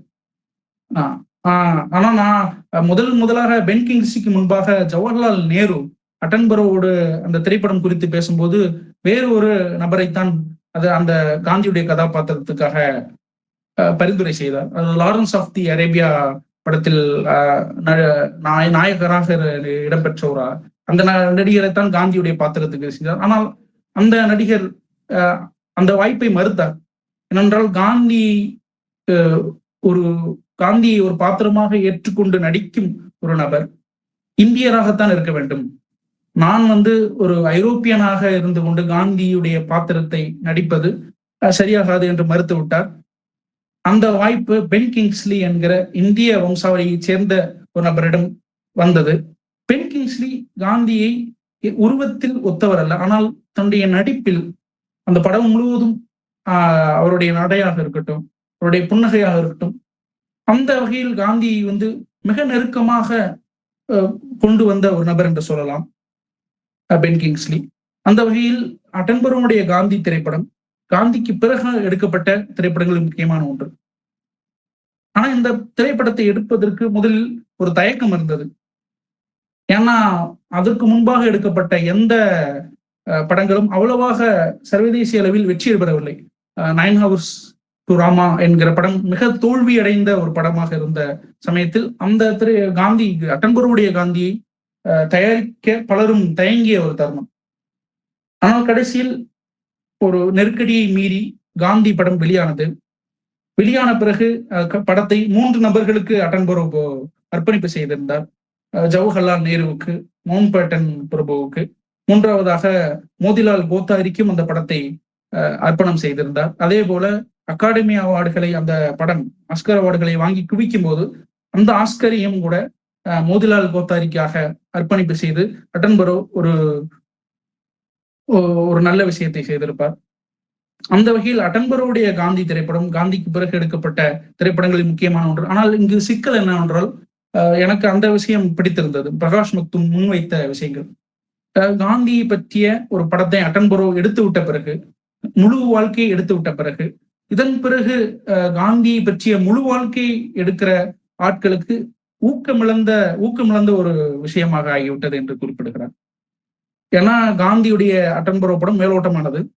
ஆனால் அந்த படத்தை எடுத்து விட்ட பிறகு இனி காந்தியுடைய முழு வாழ்க்கையையும், காந்தியுடைய அறியப்படாத பகுதிகள், நுட்பமான பகுதிகளை கொண்டு எடுக்கப்படுகிற வாய்ப்பு இல்லாமல் ஆகிவிட்டது. அதற்கு பிறகு பல படங்கள் எடுக்கப்பட்டாலும் காந்தியுடைய வாழ்க்கையில் இருக்கிற சிறிய நிகழ்வுகளை பற்றி, ஒரு குறிப்பிட்ட நிகழ்வுகளை பற்றி எடுக்கப்படுமே ஒழிய காந்தியுடைய முழு சித்திரத்தையும் பெறுவதாக அமையவில்லை. அதே போல பென் கிங்ஸ்லி தாண்டி காந்தி உருவத்தில் இல்ல, நடிப்பில் வெளிப்படுத்தக்கூடிய ஒரு நடிகரும் இதுவரை இல்லை என்றுதான் நான் நினைக்கிறேன். ஏன்னா அதுக்கு பிறகு பல படங்கள்ல காந்தி பல விதங்கள்ல காட்டப்படுவார். ஒரு மதன் பாவா, அந்த காந்தியுடைய கொலையில் சம்பந்தப்பட்ட ஒரு ஆள் ஒரு ஆளை பற்றிய திரைப்படம் எடுக்கும்போது அதில் ஒரு காந்தி காட்டப்படுவார். நீங்கள் அதை பார்த்தால் தெரியும். அதில் காந்தி பட்டேல் மாதிரி இருப்பார். நல்ல ஒரு காந்தியுடைய உருவமே தெரியும் நமக்கு. காந்தி மிக ஒல்லியானவர். கிட்டத்தட்ட அவருடைய இறுதி காலங்களில் மிக மெலிந்த ஒரு நபராக மாறியவர். ஆனால் அந்த படத்தில் மிக காந்தி தன்னுடைய கடைசி காலத்தில் பட்டேல் மாதிரி ஒரு ஆஜானுபாகுவான தோற்றத்தில் காட்டப்படுவார். ஆனால் அந்த பென் கிங்ஸ்லி மறு ஆக்கம் செய்வதற்கும் காந்தி முழு படத்தை மறு ஆக்கம் செய்வதற்கும் இதுவரையிலும் ஒரு படம் வரவில்லை என்பது ஒரு பெரிய வருத்தம். ஆனால் பல முக்கியமான படங்கள் காந்தியுடைய மரணம் அந்த பென் கிங்ஸ்லிக்கு பிறகு, அட்டன்பரோவுக்கு பிறகு எடுக்கப்பட்டிருக்கிறது. எனக்கு மிகவும் பிடித்த படங்கள் ஒன்று காந்தி கோட்சே ஏக் யுத் என்று நம்ம எடுத்த ஒரு படம். அவர் இயக்குனர் பெயர் சரியாக தெரியவில்லை. ராஜ்குமார் சந்தோஷி அவர் எடுத்த ஒரு படம். அந்த படம் என்னவென்றால், காந்தி இறந்த பிறகு நமக்கு தெரியும் கோட்சே தூக்கில் ஏற்றப்பட்ட கதை. ஆனால் இந்த படம் காந்தியுடைய இறப்பை மறுப்புனைவு செய்யக்கூடிய ஒரு படம்.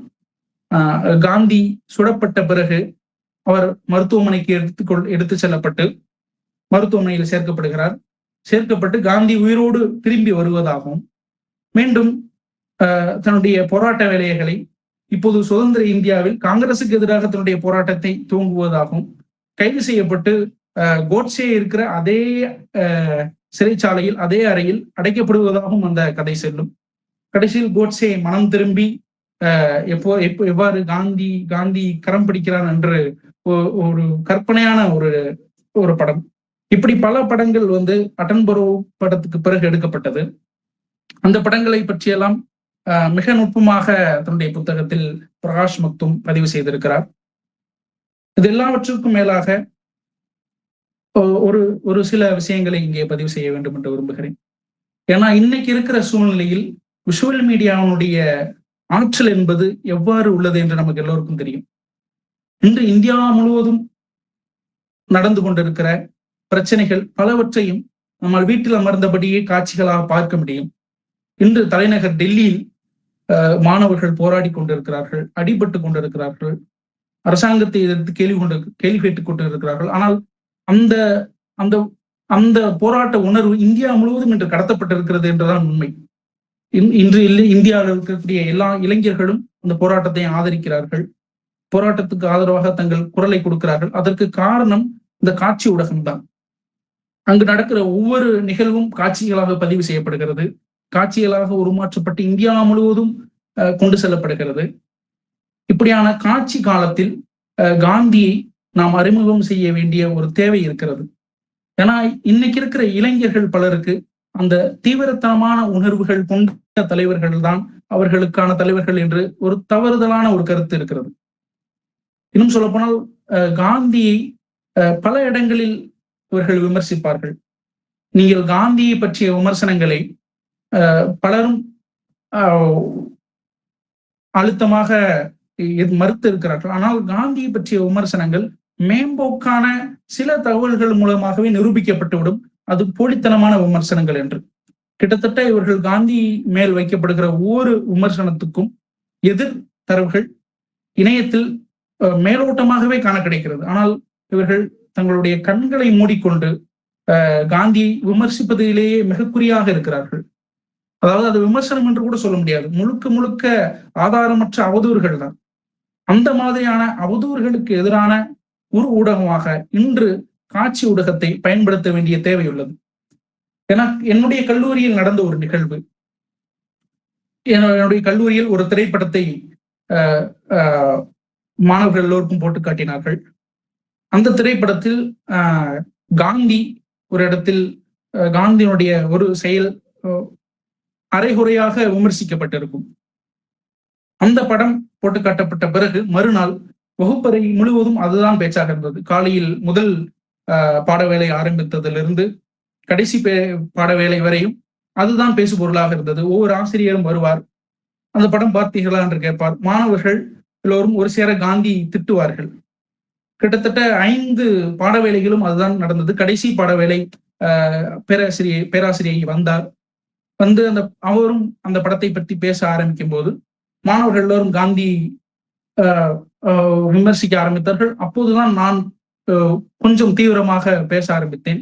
கிட்டத்தட்ட அந்த வகுப்பு முடிந்து மணி அடித்த பிறகும் பேசிக்கொண்டே இருந்தேன். அவர்கள் அந்த பேக்கெல்லாம் தூக்கிட்டு போகிறதுக்கு தயாராக பரிதாப நிலையில உட்கார்ந்திருந்தார்கள். நான் கடைசி வரைக்கும் விடவில்லை. அவர்கள் பேச ஆரம்பித்த பிறகு பல கேள்வியை கேட்டார்கள். இந்திய பிரிவினைக்கு காந்திதான காரணம், அப்ப கொல்லப்பட்ட அத்தனை மக்களுக்கும் காந்திதான பொறுப்பு என்று பேசினார்கள். நான் ஒவ்வொரு விஷயமாக மறுத்தேன். இது என்னவென்றால், அந்த ஒரு திரைப்படத்தில் வருகிற ஒரு காட்சி மாணவர்களுக்கு, இளைஞர்களுக்கு இவ்வளவு அழுத்தமாக தாக்கத்தை ஏற்படுத்துகிறது என்றால், இன்று காந்தியை திரைப்படங்களின் வழியாக, காட்சி ஊடகத்தின் வழியாக மறு ஆக்கம் செய்ய வேண்டிய ஒரு தேவை இருக்கிறது. காந்தி கல்வி நிலையம் செய்து வருகிற இது போன்ற ஒரு நிகழ்வுகள் தான். புதன்கிழமை வாசகர் வட்டத்தில் காந்தி குறித்தான சிந்தனைகளை பேச வைப்பது, இது மாதிரியான விஷயங்கள் இன்று இளைஞர்களுக்கும் சென்று அடைய வேண்டும் என்பதுதான் மிகவும் முக்கியமான ஒன்று. அதுக்கு காட்சி ஊடகங்கள் மிக வலுவாக பயன்படக்கூடியவை. இன்னும் சொல்ல போனால், எனக்கு தனிப்பட்ட முறையில் மிகவும் விருப்பமான புகைப்படங்கள் காந்தியினுடைய இறுதி காலங்களின் போது எடுக்கப்பட்ட புகைப்படங்கள். கிட்டத்தட்ட நான் ஒவ்வொரு முறையும் காந்தி எதன் வழியாக சென்றடைகிறேன் என்றால், காந்தியுடைய இறுதி காலங்களின் வழியாகத்தான் சென்றடைகிறேன். ஏனென்றால் எனக்கு மிக நெருக்கமான பகுதி, காந்தியினுடைய மிக நெருக்கமான பகுதி அதுதான். நான் பல சமயங்களில் அதை காந்தியுடைய இறுதி நிகழ்வுகளை எழுதியிருக்கிறேன், நண்பர்களோடு பேசுகிறேன். அப்படி அந்த ஒவ்வொரு முறையும் காந்தி எனக்கு மிக நெருக்கமான ஒரு மனிதனாக மாறுகிறார். கிட்டத்தட்ட காந்தியுடைய இறுதி நாட்களில் உலகின் எந்த மனிதரை விடவும் காந்தி மிகவும் துணிச்சலான ஒரு மனிதராக வாழ்ந்தார். ஏனென்றால் அன்று 50,000 இராணுவ வீரர்கள் பஞ்சாப் கலவரத்தை அடக்க சென்ற போது, அதை காட்டிலும் தீவிரமாக கலவரம் நடந்து கொண்டிருந்த வங்காளத்தின் கலவரை அடக்குவதற்காக ஒற்றை மனிதராக காந்தி ஒரு மிக நீண்ட நடைபயணத்தை மேற்கொண்டார். நவகாலியில் அமைதியை ஏற்படுத்திய பிறகு கல்கத்தாவுக்கு வந்தார். கல்கத்தா அவரை வரக்கூடாது என்று தடை உத்தரவை போட்டது. பாதையில் கற்களையும் முட்களையும் மலத்தையும் வீசியது. ஆனால் அதை அத்தனையும் தன் கைகளில் தள்ளிக்கொண்டு காந்தி தன்னுடைய இறுதி யாத்திரையை மேற்கொண்டார். கல்கத்தாவில் பற்றி எரிந்து கொண்டிருந்தது கலவரம். இது எனக்கு சமீப காலமாக தோன்றிய ஒரு விஷயம். அதாவது காந்தி உண்ணாவிரதம் இருந்தார். அந்த கல்கத்தாவில் கலவரத்தை, இந்து முஸ்லிம் கலவரத்தை தடுத்து நிறுத்துவதற்காக உண்ணாவிரதம் இருந்தார். ஆனால் காந்தி உண்ணாவிரதத்தை ஏன் அவர்கள் பொருட்படுத்த வேண்டும்? ஏனென்றால் அங்கு கொல்லப்பட்டது, இந்திய பிரிவினையின் போது கொல்லப்பட்டது பல குழந்தைகள். தன்னுடைய மகளை தன் கண்முன் இழந்த ஒரு தகப்பன், தன் மனைவி கொல்லப்படுவதை பார்த்த ஒரு கணவன், தன் தாய் கொல்லப்படுவதை பார்த்த ஒரு மகள், இவர்கள் ஏன் காந்தியினுடைய உண்ணாவிரதத்தை பொருட்படுத்த வேண்டும்? என்றால் அத்தனை மரணங்கள் சாலை முழுவதும், அந்த புகைப்படங்களை நீங்கள் பார்த்தால் தெரியும், சாலையில் ஏதோ கீரைக்கட்டுகள், இலைகள் உதிர்ந்து கிடப்பதை போல உடல்கள் உதிர்ந்து கிடக்கும். இவ்வளவு பாதிக்கப்பட்ட மனிதர்கள், தனிப்பட்ட பழி உணர்வால் வெறியோடு ஏறி போயிருக்கிற மனிதர்கள் ஏன் காந்தியினுடைய உண்ணாவிரதத்தை பொருட்படுத்த வேண்டும்? காந்தி என்கிற ஒரு மனிதருடைய மரணம் ஏன் அவர்களுக்குள் பாதிப்பை ஏற்படுத்த வேண்டும்? ஏனென்றால் மரணம், இறப்பு என்கிற ஒரு சொல்லுக்கே அர்த்தமில்லாத ஒரு காலம். அப்படி குத்து குத்தாக மரணங்கள் நிகழ்ந்து கொண்டிருக்கும் போது காந்தியுடைய ஒற்றை மரணம் ஏன் அவர்களை பாதிக்க வேண்டும்? நான் கண்டடைந்த ஒரு பதில் அதுதான். ஏனென்றால் இங்கு காந்தி தொடர்ந்து உரையாடி கொண்டிருப்பது மனித மனங்களில் இருக்கக்கூடிய அந்த கடைசி நம்பிக்கையோடுதான். பற்றுகள் அனைத்தும், நாம் கொண்டிருக்கிற பற்றுகள் அனைத்தும் அருந்த பிறகும் கூட நமக்குள் அந்த இறுதி துளி நம்பிக்கை எஞ்சித்தான் இருக்கும். மனித மனம், மனித கருணையினுடைய அந்த கடைசி துளியோடு காந்தி தன்னுடைய வாழ்நாள் முழுவதும் பேசினார். அதுதான் காந்தியை முக்கியத்துவமான ஒரு இடத்துக்கு கொண்டு வந்தது என்று சொல்லலாம். ஏனென்றால் காந்தி ஒரு வசீகரமான ஆள் அல்ல, வசீகரமான உடைகளை அணிந்த ஒரு நபரும் அல்ல. இருந்தாலும் காந்தி எல்லோராலும் போற்றப்பட்டார் என்பது அதுதான். தொடர்ந்து கிட்டத்தட்ட இன்று வரையிலும் காந்தி தனக்கான மனிதர்களோடு தொடர்ந்து உரையாடல் இருக்கிறார். கிட்டத்தட்ட இன்று காந்தியை விமர்சிப்பவர்களை நாம் இடது கையால் புறந்தள்ளிதான் ஆக வேண்டும். ஏனென்றால் காந்தியை போற்றுகிற மனிதர்கள் யார் என்று பார்க்க வேண்டும். கிட்டத்தட்ட ஒவ்வொரு துறையின் உச்சம் பெற்ற மனிதர்கள் காந்தியை கொண்டாடி இருக்கிறார்கள். கட்டிடக்கலையினுடைய உச்சமாக இருக்கிற லாரி பேக்கர் தன்னுடைய கட்டிடங்களில் எளிமையை புகுத்தினார். அதே போல MS சுப்புலட்சுமியை நீங்கள் எடுக்கலாம். அவர் தன்னுடைய இசையில் காந்தியத்தை புகுத்திய ஒரு நபர் என்று சொல்லலாம். கிட்டத்தட்ட இந்தியாவுடைய பல எழுத்தாளர்கள் காந்தியால் தாக்கப்பட்டவர்கள். பஷீர் காந்தியை தான் தொட்டதிலிருந்து தான் எழுத்தாளனாக மாறிவிட்டேன் என்று சொன்னவர். சிவராம் காரந்த் தான் வாழ்நாள் முழுவதும் ஒரு காந்தியவாதியாக வாழ்ந்தவர். இப்படி பல ஆட்கள் கிட்டத்தட்ட ஒவ்வொரு துறையினுடைய உச்சம் பெற்றவர்கள் காந்தியை கொண்டாடுகிறார்கள். ஏன் அவர்கள் காந்தியை கொண்டாடுகிறார்கள் என்றால் தன்னுடைய உணர்வின் மூலமாக காந்தி செய்த உரையாடலை அவர்கள் கவனித்தவர்கள். அதுபோல இன்று வரையிலும் காந்தி உரையாடி கொண்டுதான் இருக்கிறார். இன்று இந்த நவீன காலத்தில் காந்தியிடமிருந்து மிகவும் விலகி இந்த சமூகம் வந்து விட்டதோ என்ற ஒரு கேள்வி எனக்குள் இருக்கிறது. ஏன்னா காந்தி கனவு கண்ட இந்தியா அல்ல இன்றைய இந்தியா. காந்தி கனவு கண்டது முற்றிலும் வேறொரு இந்தியா. ஆனால் அதற்கான எதிர் திசையில் தான் இந்தியா இதுவரையிலும் பயணித்திருக்கிறது. இருந்தாலும் இறுதியாக ஒரு நம்பிக்கை இருக்கிறது. ஏனென்றால் அந்த காந்தியுடைய அந்த நவகாலி பயணத்தில் ஒரு நிகழ்வு, எனக்கு மிகவும் பிடித்தமான ஒரு நிகழ்வு ஒன்று உண்டு. காந்தி தன்னுடைய பயணத்தில் ஒரு இஸ்லாமிய முல்லா உடைய வீட்டின் முன்பாக சென்று நிற்பார். அந்த முல்லா குழந்தைகளுக்கு பாடம் சொல்லிக் கொண்டிருக்கக்கூடிய ஒரு முல்லா. அங்கு குழந்தைகள் அமர்ந்திருக்கிறார்கள். காந்தி அங்கு வாசல் முன்பாக சென்று நிற்கிறார். அந்த முல்லா காந்தியை பார்த்த உடனே குழந்தைகளை உள்ளுக்கே அனுப்புகிறார். உள்ள போங்கன்னு பத்தி விடுறார். காந்தி மெல்ல நடந்து வந்து வாசல் முன்பாக நிற்கிறார். வாசல் முன்பாக நின்று ஒரு மிக வினோதமான முறையில் தன்னுடைய முகத்தை வைத்துக் கொண்டு கையை அந்த மெலிந்த கையை எடுத்து நெஞ்சில் வைத்துக் கொண்டு சலாம் என்று அந்த குழந்தைகள் பார்த்து கூறுகிறார். அந்த குழந்தைகள் பதறி உள்ளே ஓடுகிறது. காந்தி மிகவும் ஏமாற்றத்தோடு திரும்புகிறார். இந்த காட்சி எனக்கு ஒன்றை நினைவுபடுத்துகிறது. நாம் எவ்வளவு தூரம் காந்தியை விட்டு விலகி இருந்தாலும், காந்தியை விட்டு தவிர்ந்து போக நினைத்திருந்தாலும், காந்தி கடைசி வரையும் நம்மை நோக்கி கையை நீட்டி கொண்டேதான் இருப்பார். இந்த பிரபஞ்சத்தின் கடைகோடிக்கு சென்றாலும் அங்கும் காந்தியின் ஒரு கை நம்மை பற்றுவதற்காக காத்து கொண்டுதான் இருக்கும். அந்த கையை நாம் பற்ற போகிறோமா இல்லையா என்பதுதான் கேள்வி. ஆனால் மனிதனாக இருக்கக்கூடிய மனித உணர்வுகளுக்கு, மனித கருணைக்கு மதிப்பளிக்கக்கூடிய யாவரும் அந்த காந்தியுடைய அந்த கையை பற்றுவார்கள்.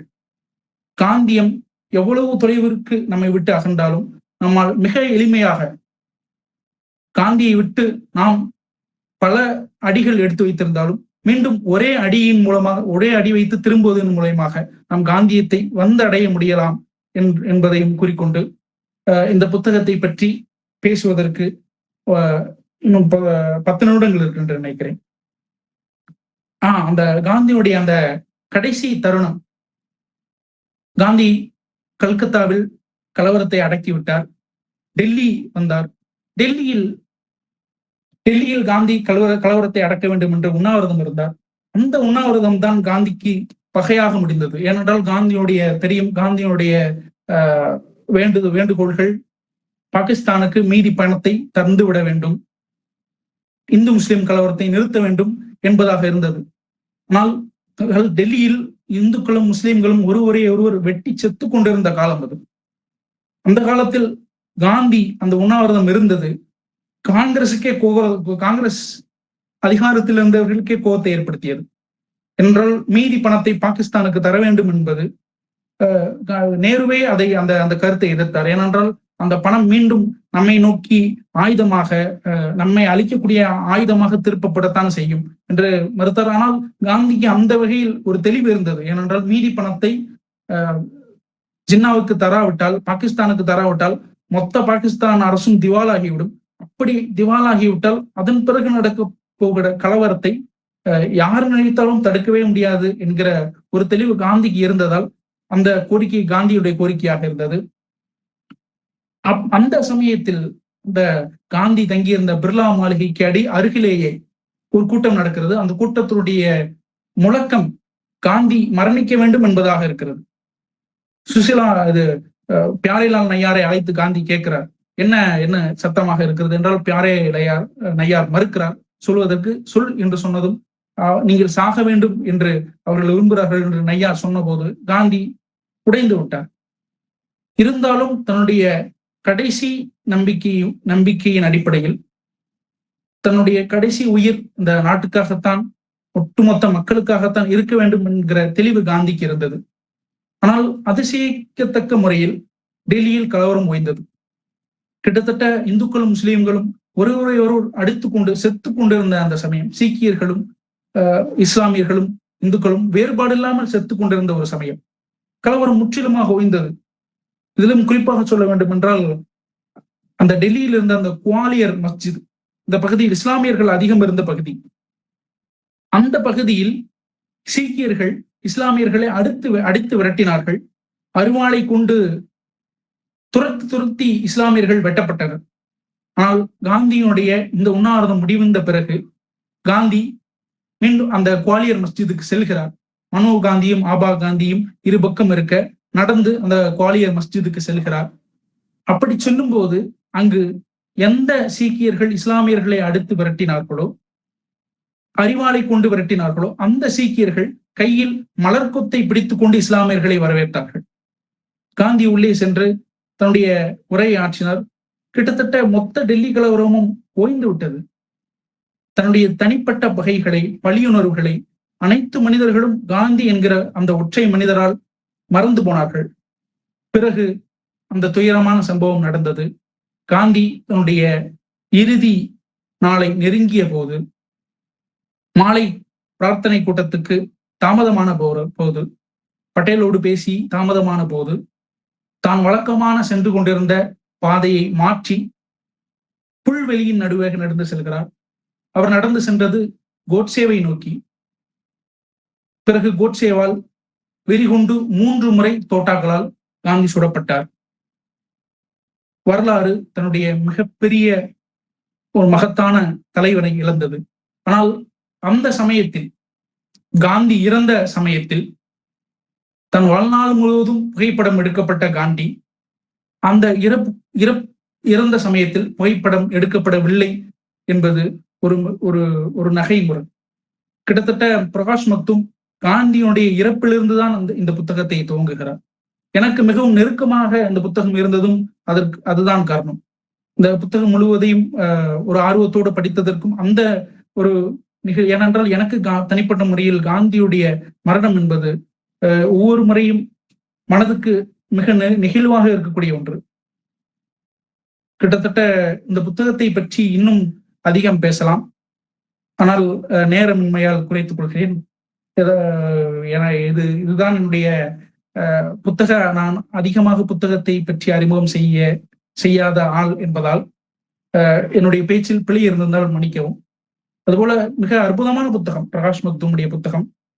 வாய்ப்பு இருந்தால் பலரும் படித்திருப்பீர்கள், ஆனால் படிக்காத நபர்களும் படிக்க வேண்டும் என்று கேட்டுக்கொள்கிறேன். இந்த நல்லதொரு வாய்ப்பை ஏற்படுத்தி கொடுத்த காந்தி கல்வி நிலையத்திற்கும் உங்கள் அனைவருக்கும் நன்றியை கூறி விடைபெற்றுக் கொள்கிறேன். நன்றி, வணக்கம்.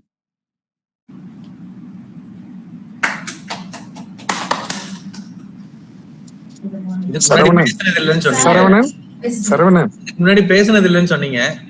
ஆச்சரியமா சார் லைன்ல இருக்காரு, அதுக்கு அடுத்து ஃளைட் பிடிக்க போயிடுவாரு சார். நீங்க ஏதாவது சொல்லணும்னா சொல்லிடுங்க சார். ஆமா, நான் வீடியோ ஆஃப் பண்ணிக்கிறேன். நல்லா பேசினாரு, ரொம்ப அருமையான அதாவது புத்தகத்துல இருந்து பேசினாரான்னு தெரியல, ஆனா மனசுக்குள்ள இருந்து பேசினாரு. அது ரொம்ப ரொம்ப முக்கியமானது. ஏன்னா அது புஸ்தகத்தை படிச்சுட்டு புஸ்தகத்துல இருக்கிறத சொல்றதை விட புஸ்தகத்தை படிச்சுட்டு அவர் மனசுக்குள்ள இருக்கிறத சொன்னது ரொம்ப அருமையா இருந்தது. அப்புறம் சில புரிதல்களுக்காக நான் சொல்றேன்.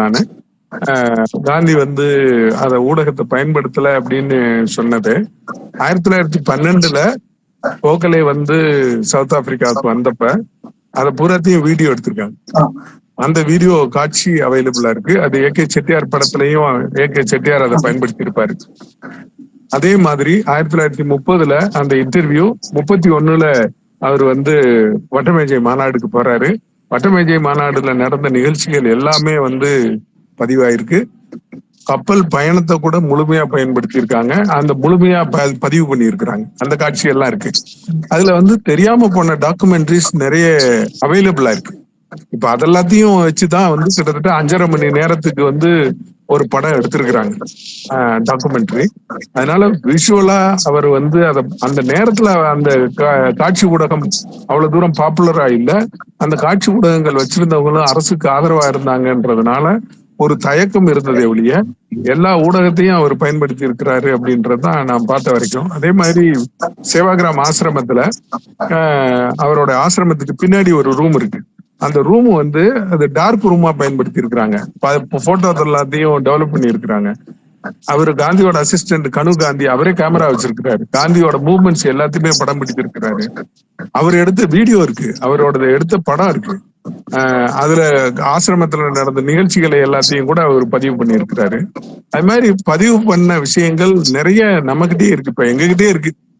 அது ஏன் பயன்படுத்தாம போயிட்டாங்கன்றது எனக்கு தெரியல. ஆனா நிறைய டாக்குமெண்ட்ரிஸ் அவரை பத்தி அவர் இருந்த காலத்திலயும் வந்திருக்கு, நியூஸ் ரீட்ல இருந்தப்பயும் வந்திருக்கு.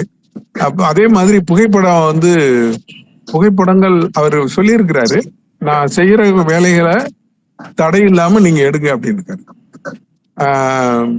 அவங்க சொன்னாங்க புகைப்படம் அவர் எடுக்கிறதுக்கு ஸ்டுடியோவுக்கு போகல, போஸ்ட் கொடுக்கலன்னு.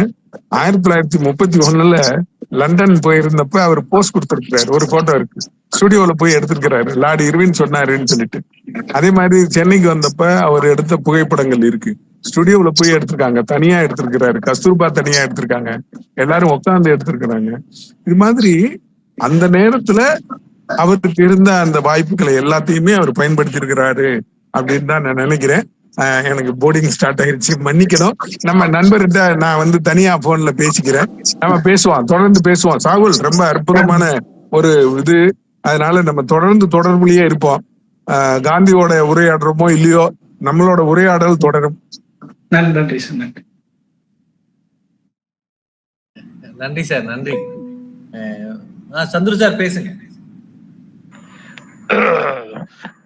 அவரு புத்தகத்துல இருந்து பேசுறதுலன்னு சொல்லிட்டு மனசுல இருந்து பேசினார், ரொம்ப நல்லா இருந்தது. காந்தி திரைப்படங்களிலும் நிழல் படங்களிலும் பதிவு இருக்கிறாருங்கிறது அந்த டீட்டெயில அண்ணாமலை சார் சொல்லிட்டார். அது இந்த புத்தக ஆசிரியர்கள் தம்போக்கு பதிவு செய்கிறார்கள், அதே திறனாய்வாளர்களும் நமக்கு கொண்டு வர்றாங்க, அது ஒன்றும் தவறு இல்லை. தமிழில் காந்தியை பற்றிய ஒரு முழு நீள படமாக ஏஜே பாலகிருஷ்ணன் காமராஜ் படம் எடுத்தவர் எடுத்திருக்காரு. முதல்வர் மகாத்மாங்கிற டைட்டில்ல வந்தது. அவரு நம்ம அனுபம் கேரளெல்லாம் கூட அதுல ஆக்ட் பண்ணியிருந்தாரு. அந்த படம் சரியா போகல, அது என்னன்னு தெரியல. அதனுடைய கேம்பெயினுக்காக கூட நான் குஜராத் வரைக்கும் நான் போயிட்டு வந்திருக்கேன். அந்த படக்குழுல நான் ஒரு ஆளு, சின்ன ரோலும் பண்ணியிருந்தேன் அந்த படத்துல. ஆனால் முழுநீள படமாக காந்தி தமிழில் பதிவு செய்யப்பட்டிருக்கிறார். காந்திய கருத்துக்களை கொண்டு புனைவாக அவர் திரைக்கதை எழுதினாரு. அது நல்லா இருந்தது பார்க்கும்போது. என்னமோ வெற்றி பெறவில்லை, அது காரணம் நமக்கு புரியல. மற்றபடி தமிழில் நிறைய காந்தியை பற்றிய படங்கள், அவருடைய இந்த வாழ்க்கையுடைய படங்கள், முக்கியமாக நவசேவாவினுடைய நிகழ்வுகள் படமாக்கி வரணும் அப்படிங்கிறது என்னுடைய ஒரு விருப்பமாக நான் தெரிவித்துக் கொள்கிறேன். ரொம்ப அற்புதமான உரை உங்க உரை, ரொம்ப சின்ன வயசுல ரொம்ப பிரமாதமா பேசுனீங்க. நிறைய கருத்துக்கள், உண்மையிலேயே எங்களுக்குமே புதிய கருத்துக்கள் நிறைய இதுல கிடைச்சிருக்கு. Thank you very much sir, really நல்ல ஒரு wonderful speech. Blessing sir. Thank you Chandru sir. மோகன் சார் நீங்க சொல்றீங்களா? வேற யாராவது சொல்ல? ராஜேந்திரன் சார் இருக்காரு. ராஜேந்திரன் சார் சரி, அவர் சொல்லுங்க. இல்ல அவர் சொல்லட்டும், அதுக்கப்புறம் நான். ராஜேந்திரன் சார் வணக்கம். தம்பி பேச்சை கேட்டேன், ரொம்ப கான்ஃபிடண்டா தான் பேசினாரு. நீங்க நினைக்க மாதிரிலாம் நீங்க அப்படிலாம் இதாக பேச கிடையாது. அண்ணாமலை சார் சொன்ன மாதிரி நீங்க வந்து அந்த உள்ளத்துலேருந்து பேசுனீங்க. எனக்கு ஒரே ஒரு கேள்வி என்னன்னா, இப்போ காந்திங்கிற படம் தெரியும், ஏகே செட்டியார் படம் எடுத்தது தெரியும். இதை வந்து தவிர வேற என்ன படங்கள்லாம் அந்த நூலில் ஏதாவது சொல்லியிருக்காங்களா அப்படிங்கிற மட்டும் தான் என்னுடைய ஒரு கேள்வி. மற்றபடி ரொம்ப சிறப்பாக பேசுனீங்க. இதை நான் பொன்னியின் செல்வன்ட்டி சொல்லியிருக்கேன், இந்தியன் இன்ஃபர்மேஷன் சர்வீஸ் உங்கள் சூப்பர் சீனியர் இதை எழுதிட்டாருப்பா, நீ இந்த மாதிரி ஏதாவது நல்ல ஒர்க் பண்ணணுன்னா அது பொன்னியின் செல்வன்ட்டி ஒரு வேண்டுகோள் வச்சுருக்கேன். நீங்க வேற படங்கள் இதுல ஏதாவது சொல்லியிருந்தாங்கன்னா சொல்லுங்க தம்பி. நல்லா இருந்து சிறப்பான உரை. அன்மியூட் பண்ணிக்கங்க. வணக்கம் சார். அதுல நிறைய படங்களை குறிப்பிட்டிருக்காரு சார். நான் தனிப்பட்ட முறையில உட்கார்ந்து எழுதும் போதே குறிப்பெடுத்துக்கிட்டு எழுதும் போதே மிக இதா இருந்துச்சு. ஏன்னா பின்தொடர முடியாதபடி அன்னைக்கு இருந்த காந்தியுடைய அந்த நியூஸ் ரீல்ஸா இருக்கட்டும், அதுக்கு பிறகு காந்தியை பற்றி எடுக்கப்பட்ட படங்களா இருக்கட்டும், காந்தியுடைய காலங்களில் எடுக்கப்பட்ட படங்களா இருக்கட்டும், பல படங்களை குறிப்பிடுறாரு. சுதந்திரத்துக்கு பிறகு எடுக்கப்பட்ட பல படங்கள், முயற்சியாக, அதாவது அட்டன்பரோவுக்கு முன்பாகவே முயற்சி எடுக்கப்பட்டு தோல்வி அடைந்த பல படங்களை குறிப்பிடுறாரு. மாதிரி பல கிட்டத்தட்ட முழுக்க எந்த ஒரு விஷயத்த சொன்னாலும், காந்தியை பற்றிய எந்த கருத்தை சொன்னாலும் கடைசியில கேமராவுக்கு வந்து நின்ற ஒரு அந்த மாதிரியானதான், கிட்டத்தட்ட மொத்த புத்தகத்தையும் கேமராவின் வழியாக படிக்கிற மாதிரிதான் எழுதியிருக்காரு. கிட்டத்தட்ட இது படிக்கும்போது என்னன்னா, காந்தி வந்து கேமரா இல்லாமே வாழலை அப்படின்னு ஒரு காட்சியை ஏற்படுத்துற அளவுக்கு பிரகாஷ் மக்தும் இதில் இருக்கிறாரு. பல படங்கள் குறிப்பிட்டிருக்காரு அதுல. ரொம்ப நன்றிங்க. மறுபடியும் கடற்கரை மத்த விலாச அங்கதம் வந்து ஏகே செட்டியாரை பத்தி நூல்ல ரொம்ப விரிவா அதை பத்தி, காந்தி படத்துல அது எப்படி வெளிநாட்டு கொண்டு போய் அந்த எடிட்டிங்ல என்ன பிரச்சனை, அது எப்படி ஸ்மகிள் பண்ணிட்டு போறது, இங்க யாருக்கும் தெரியாம அதிகாரிகளுக்கு தெரியாம எப்படி வெளியே கொண்டு போறது, அது மாதிரி பல செய்தி வந்து அதுல கடற்கரை ஆய்வுகளோட உரிய தரவுகளோட கொடுத்திருக்காரு. ஒரு அருமையான நூல் ஏகே செட்டியாருடைய தொகுப்பு நூல்ல கொடுத்திருக்காரு தகவலுக்காக. ஆனால் இந்தியர்களுக்கு கிடைக்காத பெருமை ஒரு ஐரோப்பியரான அட்டன்பரோவுக்கு தான் இந்த காந்தி படம் மீது சென்று, அது கொஞ்சம் வருத்தமான விஷயம்தான். ஒரு வகை மற்றொரு வகையில் கொஞ்சம் நன்றாக முக்கியமா இருக்கிறது. நீங்க சொன்ன மாதிரி இது டேவிட் கிங்ஸ்லியா இன்னொரு இயக்குனர் சொன்னீங்க, அவருக்கு போயிருக்கலாம், அது என்னன்னு முடியல. மோகன் கோத்தாரியா, அவருக்கும் அது செய்ய முடியாமல் போய்விட்டது. இப்படியாக யாருக்கும் இல்லாத வாய்ப்புகள் தான் அட்டன்பரோவுக்கு அமைந்திருக்கிறது.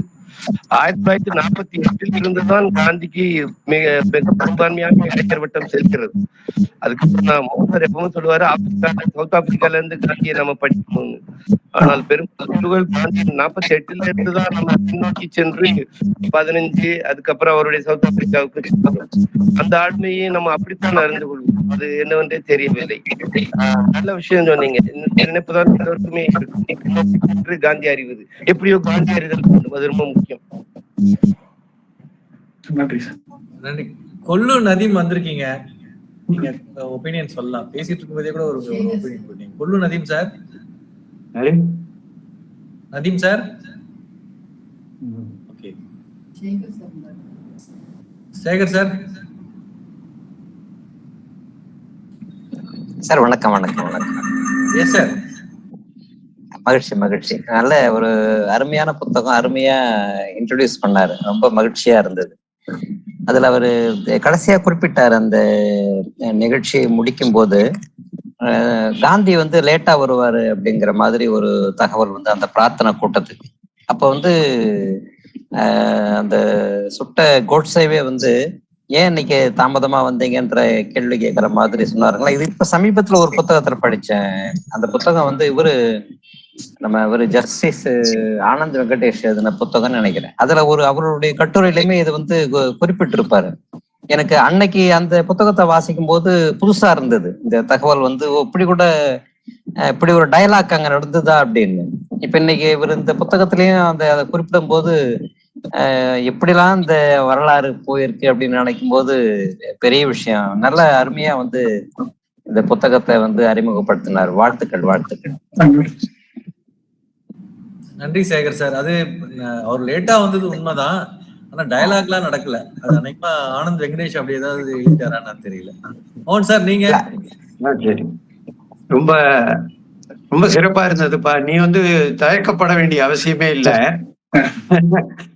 நாங்கள்லாம் நிறைய விஷயங்களை கேட்டிருக்கோம், பார்த்திருக்கோம். மொழிய உன்னளவுக்கு நல்லா உள்ள வாங்கி சொல்லக்கூடிய அளவுக்கு எங்களுக்கு கூட வராது. உங்களுடைய ஆசிரியர் மானசீகனுக்கு அருமையான ஒரு மாணவன் நீனு, சந்தேகமே இல்லை. அவரும் ரொம்ப அனுபவிச்சு ரொம்ப உள்வாங்கி பேசினாரு. நான் பொதுவா கேட்கறதோட சரி, உன்னுடையது மட்டும் கேட்கும் போது என்னமோ குறிப்பு எடுக்கணும்னு தோணிச்சு. குறிப்பெல்லாம் எடுத்துட்டேன். ஆச்சரியமா இருக்கு.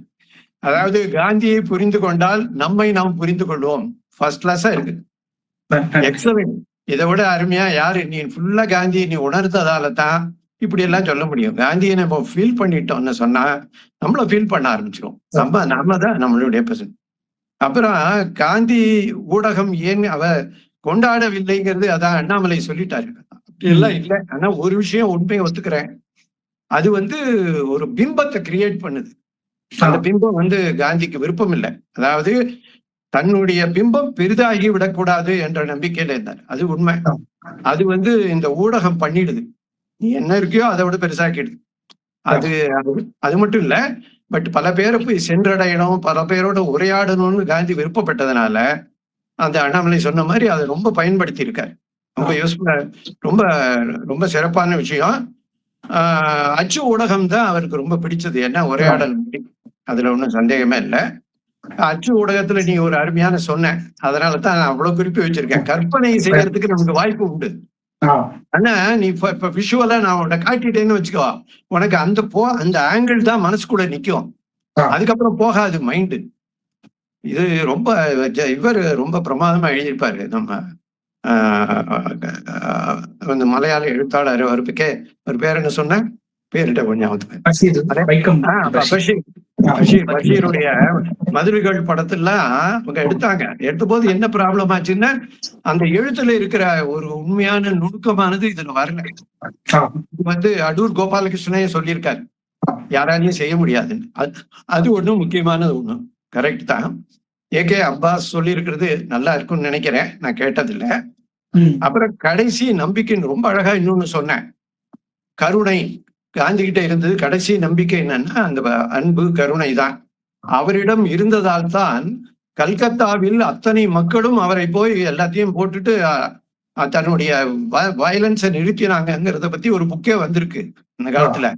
அதுக்கு காரணம் அவர்கிட்ட இருக்கக்கூடிய ஒரு அருமையான கருணைங்கிறத, அந்த நம்பிக்கைங்கிறத ரொம்ப அழகா சொன்னேன். இதெல்லாம் நீ காந்தி உள்ள வாங்காம சொல்லவே முடியாது. நல்லா அற்புதமா சொல்லியிருக்க. கடைசியா நீ முடிக்கும் போது ரொம்ப நல்லா இருந்தது. அதான் டாப்பு. காந்தியின் கை நம்மை நோக்கி நீட்டிக்கொண்டே இருக்கும். என்ன பிடிச்சுக்கோ, நான் உன்னை பிடிச்சுக்கிறேன் அப்படிங்கிற மாதிரி ஒரு எக்ஸலன்ட்பா ஷாகுல். உங்க ஆசிரியரை சொன்ன மாதிரி நீ நேரில் இருந்தேன்னு உன்னை அணைத்து கொண்டிருப்பேன். நீ தொடர்ந்து எங்க காந்தி கல்வி நிலையத்தோட தொடர்பு வச்சுக்கோ. சரவணனோட அடிக்கடி பேசிட்டு நேரில் வந்துக்கோ. இன்னும் காந்தியை பத்தி நிறைய எழுது, பேசு. உங்களுடைய வாழ்த்துக்கள் மிக சிறப்பா இருந்தது. நன்றி மோகன் சார். வேற யாராவது பேசணுமா இல்ல கேட்கணுமா? கேள்வி ஏதா இருந்தாலும் கேட்கலாம். ரொம்ப அருமையான முடிவு. புத்தகத்தை பார்த்து பேசுறவங்க நிறைய பேர் இருக்காங்க. புத்தகத்தை படிச்சு உள்வாங்கி அந்த உள்ளார்ந்த அந்த உள்ளேந்து வெளிப்பட்டு வந்து பாருங்க, அது ரொம்ப சிறப்பு. நம்மளைய சொன்ன மாதிரி, மோகனையா சொன்ன மாதிரி புத்தகத்தை படிச்சு அதோட சாரம் எல்லாம் உள்ள வாங்கிட்டு எசன்ஸ் எடுத்துட்டு அழகா அதோட கருத்தோட சேர்த்து சொல்றது பெரிய விஷயம். நிறைய செய்திகள் சொன்னீங்க ஷாகுல். அதிகம் கேள்விப்படாத நிறைய செய்திகள் இருந்தது. இந்த மித் இருந்தது, அந்த மித் எல்லாம் உடைச்சிட்டீங்க நீங்க. பிம்பம் இருந்தது, பொய்யான பிம்பம். நம்ம மோகனையா சொன்ன மாதிரி கரெக்ட் தான். அது மோகனையா நோட்ஸ் எடுத்து நோட்ஸ் எடுக்கல, நான் வேற ஒரு நிகழ்ச்சி இருக்கிறதால மனசுல மட்டும் தான் ஸ்டோர் பண்ணிருக்கேன். மோகனையா பார்த்து அந்த நோட்ஸ் வாங்கிக்கலாம். அப்புறம் ஷாகுல் நீங்க கான் அப்துல் கபார் கான கொஞ்சம் படிங்க அவசியம். ரொம்ப அற்புதமா இருக்கு. கான் அப்துல் கபார் கான் எல்லை காந்தி எனது போராட்டம் சொல்லி ஒரு பயோகிராபி படிச்சிருக்கேன். ரொம்ப அற்புதமா. ரொம்ப நன்றி ஷாகுல். Thank you sir. சொல்லுங்க தேவராஜ் சார். சரவணன், எனக்கு ஒரு ஆசை. அதாவது மறுபடியும் காந்தி படத்தை எடுக்கணும். அந்த படத்துக்கு தாகூர் தான் திரைக்கதை எழுதணும். தாகூர் திரைக்கதை எழுதி கொடுத்தாருன்னா டெஃபினட்டா நாம் எடுக்கலாம்.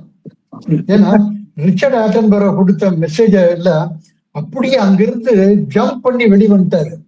வெளிவந்துட்டு என்னென்ன மேட்ரு ஏகே அப்பா சொன்னதெல்லாம் இன்னைக்கு சாகுல் சொல்லிதான் நாங்க கேள்வியே படுறோம்.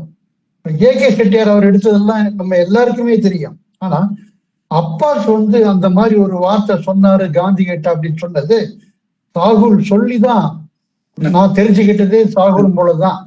ரெண்டாவது, சாகுல் நீங்க கொடுத்த விதம் இருக்க பாருங்க, அருமையான திரைக்கதை. அப்புறம் அவருக்கு தான் தெரியுது காட்சிக்கு எப்படி சவுண்டுனா என்ன செய்யணும் அப்படின்னு. ரொம்ப அழகா புரிஞ்சு வச்சிருக்காரு காட்சியுடைய வெளிப்பாடு எவ்வளவு ஒரு தாக்கம் தரும்ட்டு. அதனால காந்தியை மறுபடியும் நாம் நினைச்சா திரைக்கதை எழுதுற சாகுலுக்கு நன்றி. Thank you sir, thank you. எனக்கு படிச்ச ஞாபகம் இருக்கு, காந்தி ஏதோ சினிமா பார்க்க போய் ஒரே ஒரு முறை பார்த்ததாகவும் அதை பார்த்துட்டு இருந்துட்டு அப்பவே ஆபாசமா இருக்குன்னு சொன்னா 2 முறை திரைப்படத்தின் மீது வேணா அவருக்கு ஒரு அவர்ஷன் இருந்திருக்கலாம்னு நான் நினைக்கிறேன். அவர் எப்பவுமே அறம், ஒழுங்கு, இந்த மாதிரி ரொம்ப மதிப்பீடுகள் மேலதானே ரொம்ப கவனம் இருந்தது. எங்க திரைமொழியில இருக்கிற அந்த மற்ற விஷயங்கள்ல அவர் ரொம்ப கவனம் செலுத்த மாட்டார்னு நான் நினைக்கிறேன். அதனால அவர் உலகம் வேற, அதை நம்ம புரிஞ்சுக்கணும். மற்றபடி அவர் காட்சி ஊடகங்களை ரொம்ப சரியாவே தான் பயன்படுத்தி இருக்காரு. அன்னைக்கு இருந்த டெவலப்மெண்ட் அவர் சரியா தான் பயன்படுத்தி இருக்காரு. முடிஞ்ச அளவுக்கு அதை தனக்கான ஒரு செய்தி ஊடகமாகவும் உலகத்தோட தன்னோட செய்திகளை சொல்றதுக்கும் அவர் ரொம்ப அதிகமா பயன்படுத்தினவர் அவர் தான் எனக்கு தெரிஞ்சு. அவர் அளவுக்கு ஒரு குட் கம்யூனிகேட்டர் இருக்கவே முடியாது. மற்றவங்க இருக்காங்க, அவர் எனக்கு தெரிஞ்சு அவர் ரொம்ப பெரிய கம்யூனிகேட்டர். எல்லா ஊடகங்களையும் தனக்கு சாதகமா பயன்படுத்துறதுல பெரிய கெட்டிக்காரர். ரொம்ப சந்தோஷம். சாகுல் பேசும்போது எல்லாரும் குறிச்சுக்கிட்ட மாதிரி என் மனசுல திரும்ப திரும்ப ஓடிக்கிட்டே இருக்கிறது அவர் சொன்னது, அந்த காந்தி இன்னொருவருடன் உரையாடும் போது அந்த இன்னொருவருக்குள் இருக்கும் காந்தியுடன் உரையாடினார் அப்படின்னு சொன்னார். அப்படின்னா என்ன, எல்லாருக்குள்ளேயும் நல்ல தன்மைகள் இருக்கு. எப்படி நான் நல்லவன் நான் நம்புறேனோ அதே மாதிரி அடுத்தவங்ககிட்டயும் நல்ல தன்மைகள் இருக்கும். நம்பிக்கையே அற்றுப்போன தன்மை நேரத்துல கூட அவங்ககிட்ட ஒரு நல்ல தன்மை துளியாவது ஊசலாடிக்கிட்டு இருக்க விளக்கின் ஒளி போல அது உள்ளுக்குள்ள இருக்கும். அதோட நம்ம பேசினோம்னா அந்த அப்படியே கொஞ்சம் கொஞ்சமா இருட்டை விரட்டை அடிச்சிடலாங்கிற நம்பிக்கை அவருக்கு என்னைக்குமே இருந்தது. நம்ம நிறைய நேரங்கள்ல கடந்த காலத்துல இருந்து நம்ம ஒரு மனிதரோட உரையாடும் போது அந்த ப்ரீ கன்சீவ்டு தாட்டோட இல்ல புதுசா பாக்குற மனிதர்களோட அச்சத்தோடவே அவங்களோட இருக்கிற நல்ல தன்மையோட பேச மாட்டோம். எடுத்த உடனே டிஃபென்ஸ் மோடுக்கோ இல்ல அஃபென்ஸ் மோடுக்கோ போயிடுவோம். இந்த உரையாடல்ங்கிறது அது இயல்பானதா இருக்கவே இருக்காது. அது காந்தி கிட்ட மட்டும்தான் சாத்தியம், காந்தியர்கள்கிட்ட மட்டும்தான் சாத்தியம். அத தன்னோட உரையில அவர் சொன்னாரு. ரொம்ப சந்தோஷம். வேற யாருக்காவது இருந்தா சொல்லலாம், இல்லைன்னா நான் கடைசியா ஷாகுல்கிட்டையும் ஏதாவது, ஏன்னா இத்தனை பேர் நிறைய பேர் கருத்து சொல்லியிருக்காங்க, அவருக்கு ஏதாவது சொல்லணும்னு தோணலாம். அவரு சாப்ளினுடையும் நல்ல நண்பராக இருந்திருக்கிறாரு. சினிமாவுக்கு இருந்து வெளியில இருந்தாலும் காந்தியடிகள் சார்லி சாப்ளினோட ஒரு நல்ல நட்பில் இருந்திருக்கிறாரு அல்லவா?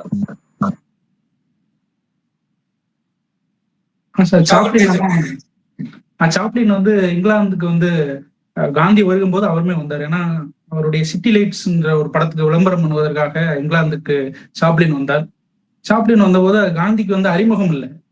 சாப்ளினே யாருன்னு தெரியாது காந்திக்கு, ஏன்னா திரைப்படங்கள் பார்க்காத ஒரு நபர்னால. ஆனா சாப்ளின் வந்து அப்ப உலகம் முழுவதும் அறியப்பட்ட ஒரு நபராக தான் இருந்தாரு. அவருடைய பல படங்கள் வந்து வெற்றி படங்களா இருந்துச்சு. இருந்தாலும் காந்திக்கு அறிமுகம் இல்லாத ஒரு நபரா இருந்தாரு. இருந்தாலும் மக்களை பெரும்பாலுமான மக்களுக்கு விருப்பமான ஒரு மக்களை சிரிக்க வைக்கக்கூடிய ஒரு நபர் அப்படின்றதுக்காக சாப்ளினை சந்திச்சாரு. அப்புறம் சாப்ளின் வந்து காந்தியுடைய தாக்கம் பெற்றுதான் அடுத்து மாடர்ன் டைம்ஸ் சொல்லி ஒரு படத்துல காந்தியுடைய அந்த தொழில்நுட்ப சிந்தனையை வந்து பிரதிபலிக்கிற மாதிரி படம் எடுத்திருப்பாரு. ஆமா ஆமா, அது கரெக்ட். ரொம்ப அருமையான கருத்துக்கள் சொன்னீங்க.